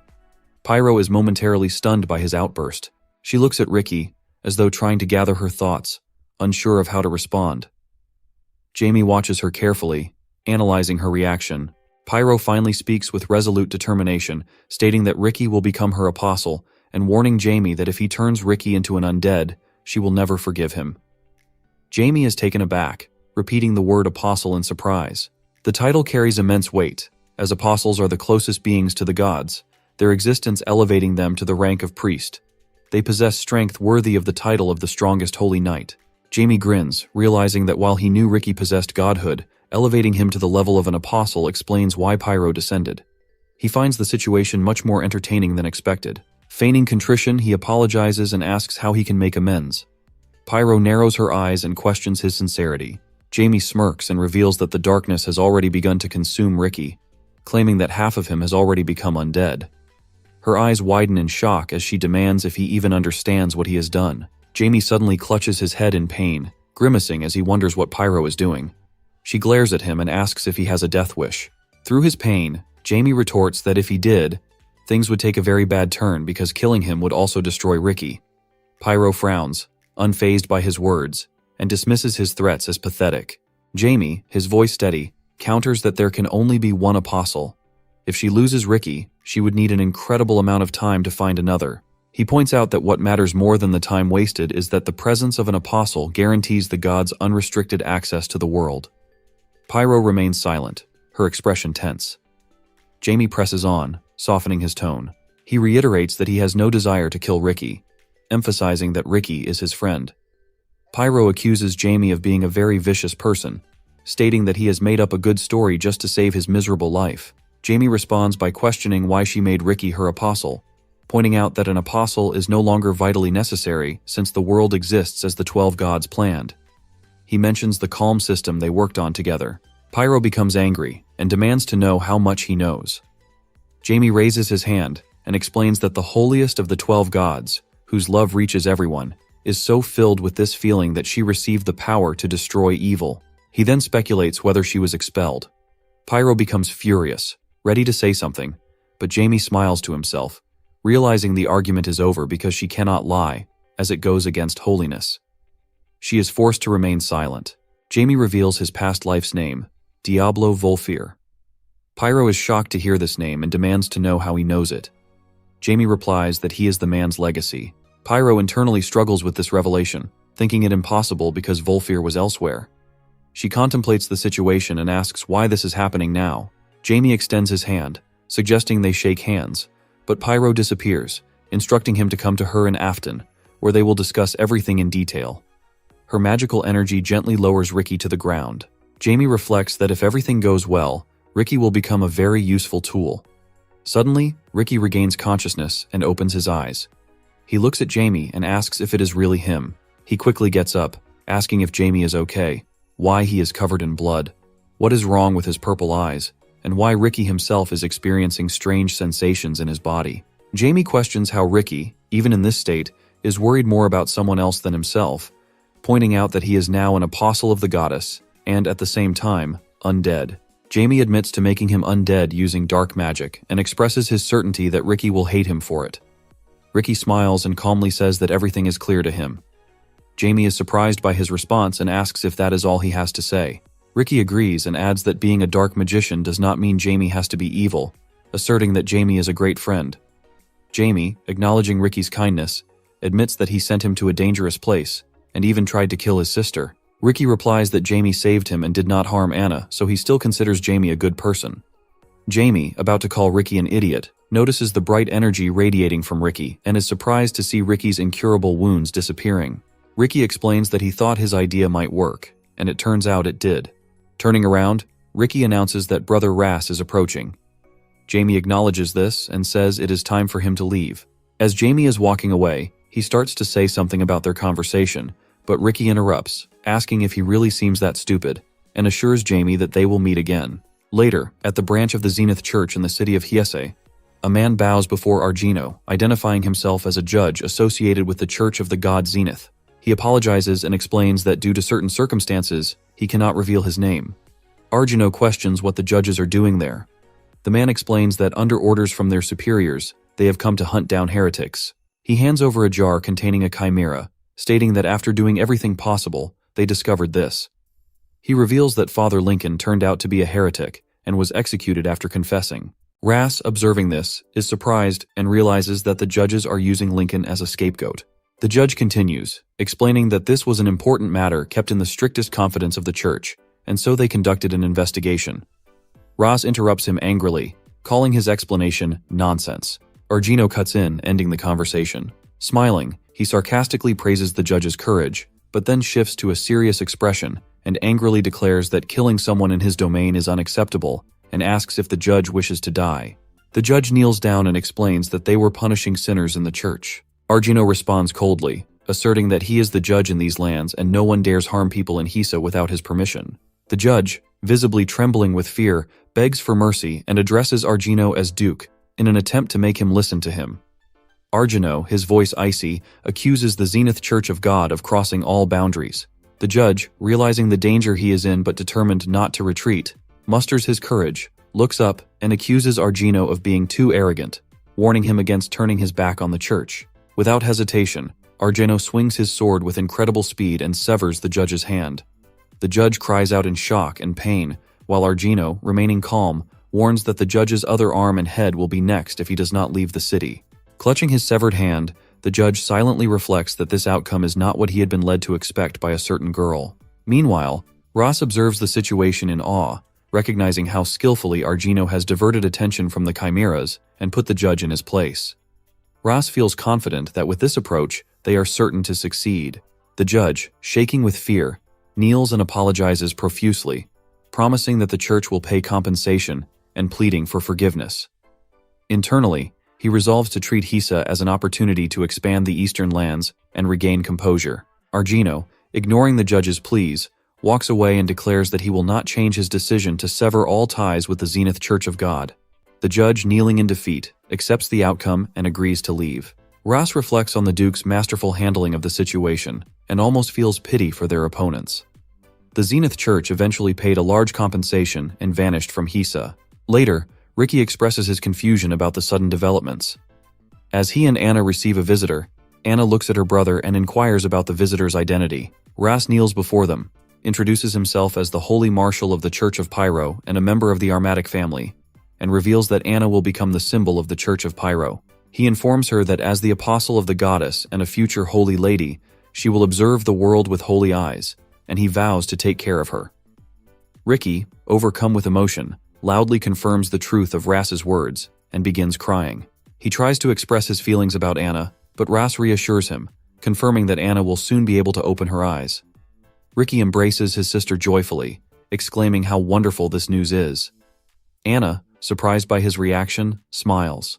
The simultaneous emergence of an apostle and a saint signals impending troubles, and Ras silently prays for the strength to protect them both. Under the complete protection of the Church of Pyro, the two children are safeguarded. Meanwhile, Jamie Welton, also known as Diablo Volfir, contemplates his fate. He notes the division among the 12 gods into factions and suspects this led Zenith to create holy knights from chimeras. He also believes Pyro has become somewhat isolated. To confirm his suspicions, Jamie determines that he must travel to Afton.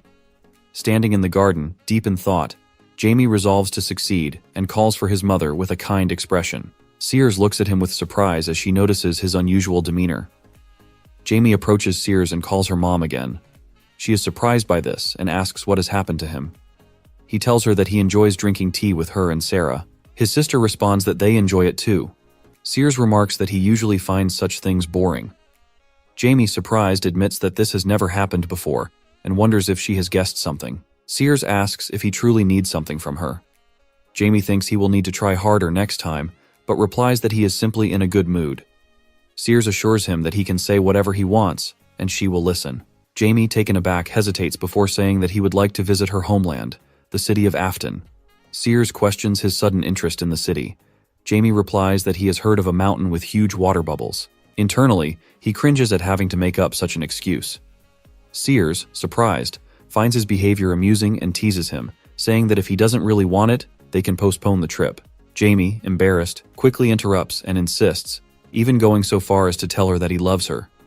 This makes Sears happy, and she agrees to his request, calling him her beloved son. Jamie, feeling utterly humiliated, reflects on how he is supposed to be the great dark magician Diablo Volfir. Sears then reveals that she had already planned to visit Afton next week. Jamie realizes his efforts were unnecessary, and remarks that she was already planning the trip. He is eager, but also deeply frustrated. Sometime later, Jamie, still feeling depressed, mutters about Sears making him go through all of this. He thinks about how he will deal with Pyro when the time comes. Ras finds him and asks what he is doing. Jamie mentions that he was with his mom and Sarah. Ras, noticing his mood, asks why he seems so sad. Jamie dismisses it, saying that something happened, but it's nothing serious. Internally, he curses Pyro and wishes she would stay quiet. Ras, with a kind expression, reassures him that everything will get better soon. Jamie briefly wonders whether he should kill Ras. Jamie changes the subject and asks Ras what he is doing there. Ras explains that he needed to discuss something with the Duke. Jamie, surprised, asks if Ras met his father. Ras confirms this and says he felt it was important to share the news with Jamie himself. Jamie inquires further, suspecting it might be about a divine revelation from Pyro. Ras grabs Jamie by the shoulders and informs him that Ricky and Anna will go with him. Jamie considers this obvious since they are an apostle and a saint. Ras adds that goodbyes are not forever, and that Ricky and Anna will never forget Jamie. Ras expresses hope that when they meet again as adults, it will be a meaningful reunion. Jamie, growing angry, demands to know what Ras is implying. Unexpectedly, Ras hugs him. Jamie is taken by surprise and feels confused. Ras assures him that their friendship will not end and encourages him not to be sad because this is not the end. Ras leaves, promising that they will meet often. Jamie waves goodbye but thinks that Pyro should keep her followers under control. Sometime later, Argino admits that he does not understand what his father-in-law is planning. He wonders if they should bring Jamie to them. Sears remarks that not even her late mother could have managed such a situation. Argino questions if the father-in-law simply wants to see Jamie and mentions their departure tomorrow, asking if everything is ready. Sears reassures him, asking what could possibly go wrong.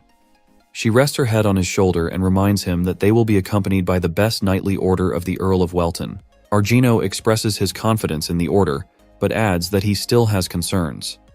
Sears cuts him off, confidently asserting that no one would dare to threaten them, especially since her husband is the Earl himself. Argino laughs, and the two sit together peacefully. Sears then mentions that Ras will also be with them, and shares how surprised she was to learn he is a holy marshal, a position that rarely leaves Afton. Argino reflects on the seriousness with which the Church of Pyro treated the incident, but admits he remains worried about Jamie. He notes Jamie's precocious strength and recalls an earlier incident where Jamie could not control his emotions. He expresses doubt about whether the Knightly Order could stop Jamie if it happened again. Sears reassures Argino, saying there is nothing to worry about, and recounts the day's events to him, concluding with her confidence in Jamie. Argino remarks that he would like to witness Jamie's progress firsthand. Sears agrees that everyone makes mistakes but emphasizes her faith in their son. Argino takes her hand and expresses gratitude for having this moment together before their departure. Sears shares his happiness, and they sit contentedly. Meanwhile, Jamie flies through the sky, overjoyed with his progress. He reflects that although the process of grinding the material into powder and absorbing it took time, the results exceeded his expectations. He attributes his success to his hard work. Speaking to Black, he notes that it is only a matter of time before he reaches the 6th rank. While acknowledging the distance he still has to go to regain his former strength, he is confident that he can now handle opponents of the same level as his old professor. Using his energy, Jamie floats above an old house. Later, Azard and Ryza kneel before Jamie, expressing their happiness at his return. Jamie informs them that he will be traveling to the town of Afton, which is far away, and will not be back for some time. The two disguise themselves as woodcutters. Ryza confirms that Afton is on the northern border and points out that the round trip would take about a month if done alone. Azard questions whether they will need to work with axes. Jamie, annoyed, asks if they have a problem with this arrangement. Ryza responds indifferently, while Azard agrees to do whatever Jamie commands. Jamie assures them that they will accompany him this time. Releasing his energy, Jamie recalls something he had long forgotten. Azard notices something strange, while Ryza asks what kind of magic Jamie is using. A door appears in front of Jamie, and he explains that it is his storage of the undead and that it will serve as their new home. They question if Jamie really called this place their home, expressing reluctance to live in such a scary place. Jamie observes their hesitation but notes that no one has openly objected yet. Frustrated, he kicks them and orders them to stop talking and go inside. Azard agrees to obey, and both step through the door surrounded by dark fog. Jamie reflects on how entertaining their clear expressions of emotion are, deciding they could become very useful with proper training. Sometime later, Azard emerges and admits that although he hadn't expected much from what Jamie called a vault, the place turned out to be better than anticipated. He notes that it is far more spacious than he had imagined. Ryza comments that while inside, it felt like something was filling them from within. Jamie explains that the energy they felt is primary power, as the space is created entirely from his energy. He adds that undead who rebel against the gods absorb this power and grow stronger because of it. Ryza expresses concern, asking if maintaining such a place is too difficult for Jamie. Jamie questions if Ryza is worried, prompting Ryza to bow and apologize for doubting him. Jamie assures him it is not a burden, or he would not have shown it to them. Azard then asks if Jamie could make them stronger immediately, adding that while the space is impressive, it is filled with bones. Ryza quickly understands his point and silences him before he can finish. Jamie, angered by their comments, declares they deserve to die. Later, Jamie feels a strange sensation and sees Argino holding him off the ground. He wonders why his father is treating him like a toy. Argino tells Jamie that he must protect his mother, sister, and friend, asking if they can rely on him. Jamie, feeling dejected, agrees. Argino hugs him, stating that they must all return safely. Jamie, embarrassed by the gesture, reluctantly agrees. Meanwhile, a man introduces himself to the Order of Fear as Jack O'Brien, announcing that they will soon move out and explaining the plan. In the carriage, Anna expresses her wish that Ras could accompany them. Ricky responds that nothing can be done since Ras volunteered to accompany someone else. Jamie sits silently with them, thinking about the route they are taking. He considers it odd that they are prioritizing a safe but longer journey. Sears, sitting with Sarah on her lap, mentions that Sarah always falls asleep as soon as she gets into the carriage.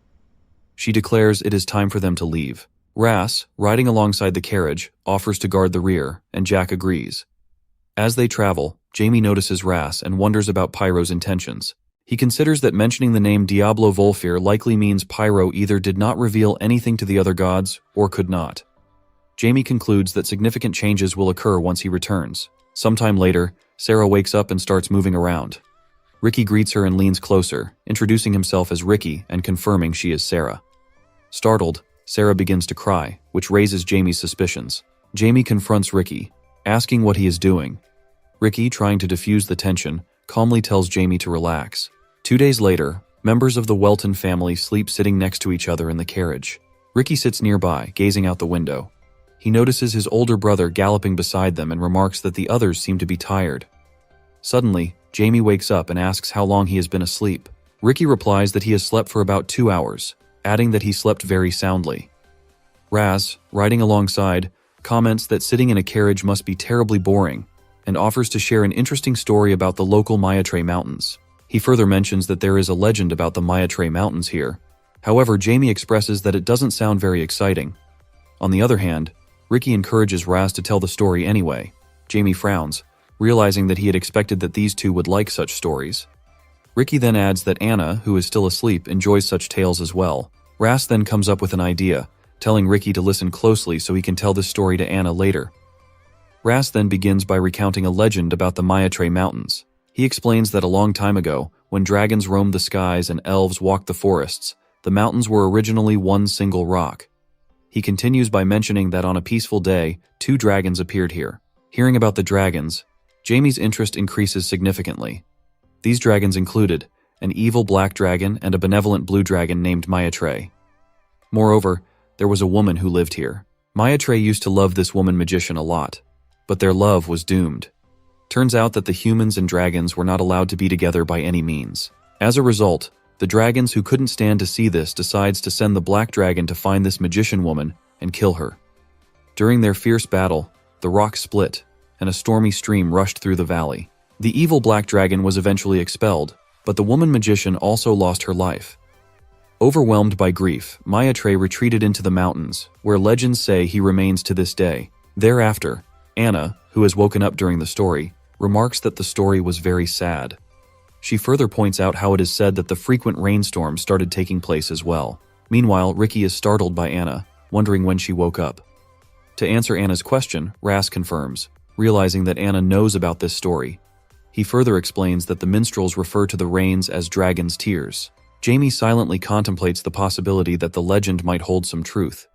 He realizes that the dragons were considered as mystical creatures during that time. After addressing Ras, Jamie then starts to ask a question, inquiring if there is a possibility that this story might be true.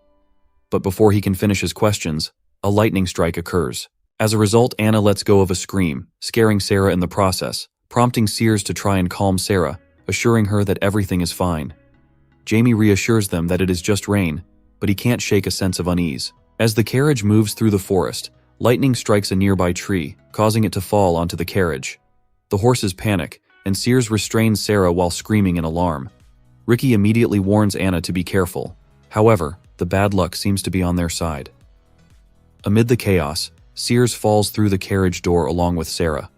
Jamie, terrified, shouts for his mother and sister. Sears tearfully instructs Jamie to save Sarah first, but Jamie insists he will save them both. Using his magic, he creates ropes to pull Sears to safety.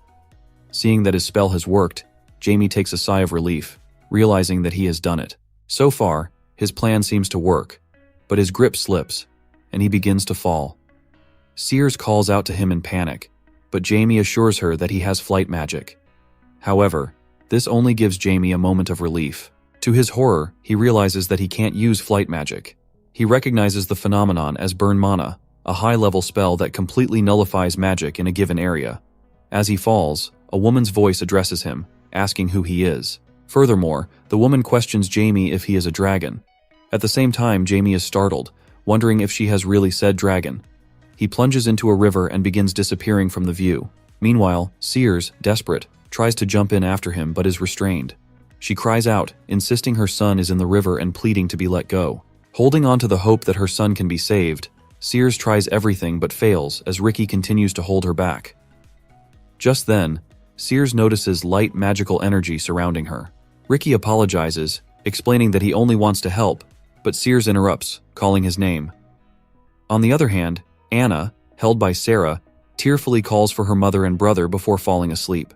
Ras kneels before Sears and reassures her, stating that Jamie's strength gives him hope that he will be fine, accepting the fact that his analysis might be a bit presumptuous. Sears then addresses Ras, but he continues explaining that this is only his optimistic perspective, but assures Sears of Jamie's extraordinary skills.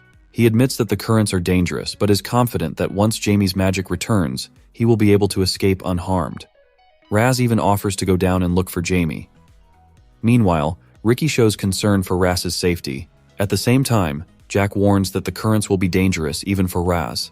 Ignoring their concerns, Raz assures Sears that he will return in 3 hours and not longer than that.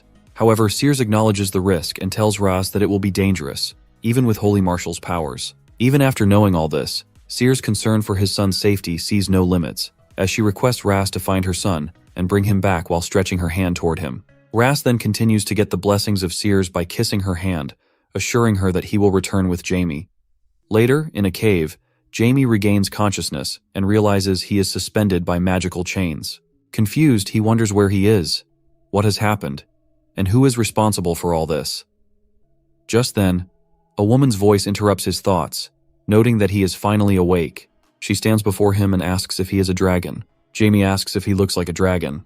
The girl replies that he really doesn't, but as soon as she sees him, she realizes he isn't far removed from dragons, though that doesn't necessarily mean anything. Jamie senses a strange hostility from her. She comments on how unusual it is for someone like him to have such potential, adding that the shape of his mana and the way he uses it strongly resembles dragons. Jamie wonders if the breath of his body is similar to that of a dragon. The girl continues, remarking that human mana breath is terrible, weak and stupid, incapable of imitating dragons. Jamie feels anger rising within him, thinking that people like her will regret underestimating him. She steps closer, noting that he is different and asking if he belongs to an elf tribe. She quickly dismisses the idea, saying even high elves are no match for dragons. Jamie responds bluntly, accusing her of being responsible for his predicament and demanding to know why she needs him. The girl grins and questions his arrogance, given that he is chained. Jamie retorts, challenging her for being tyrannical and arrogant herself, falsely accusing and kidnapping him. She approaches him and repeats the word kidnap mockingly. Jamie recalls the downpour, the lightning near the carriage, and the burning of mana, concluding it is no ordinary accident. The girl admits he is right, explaining that she dragged him there simply to see him for herself. Jamie's anger flares as he thinks about the danger she has caused his mother and sister.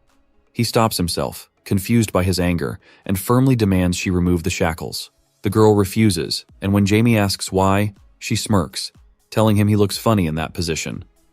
Shocked, Jamie questions her response.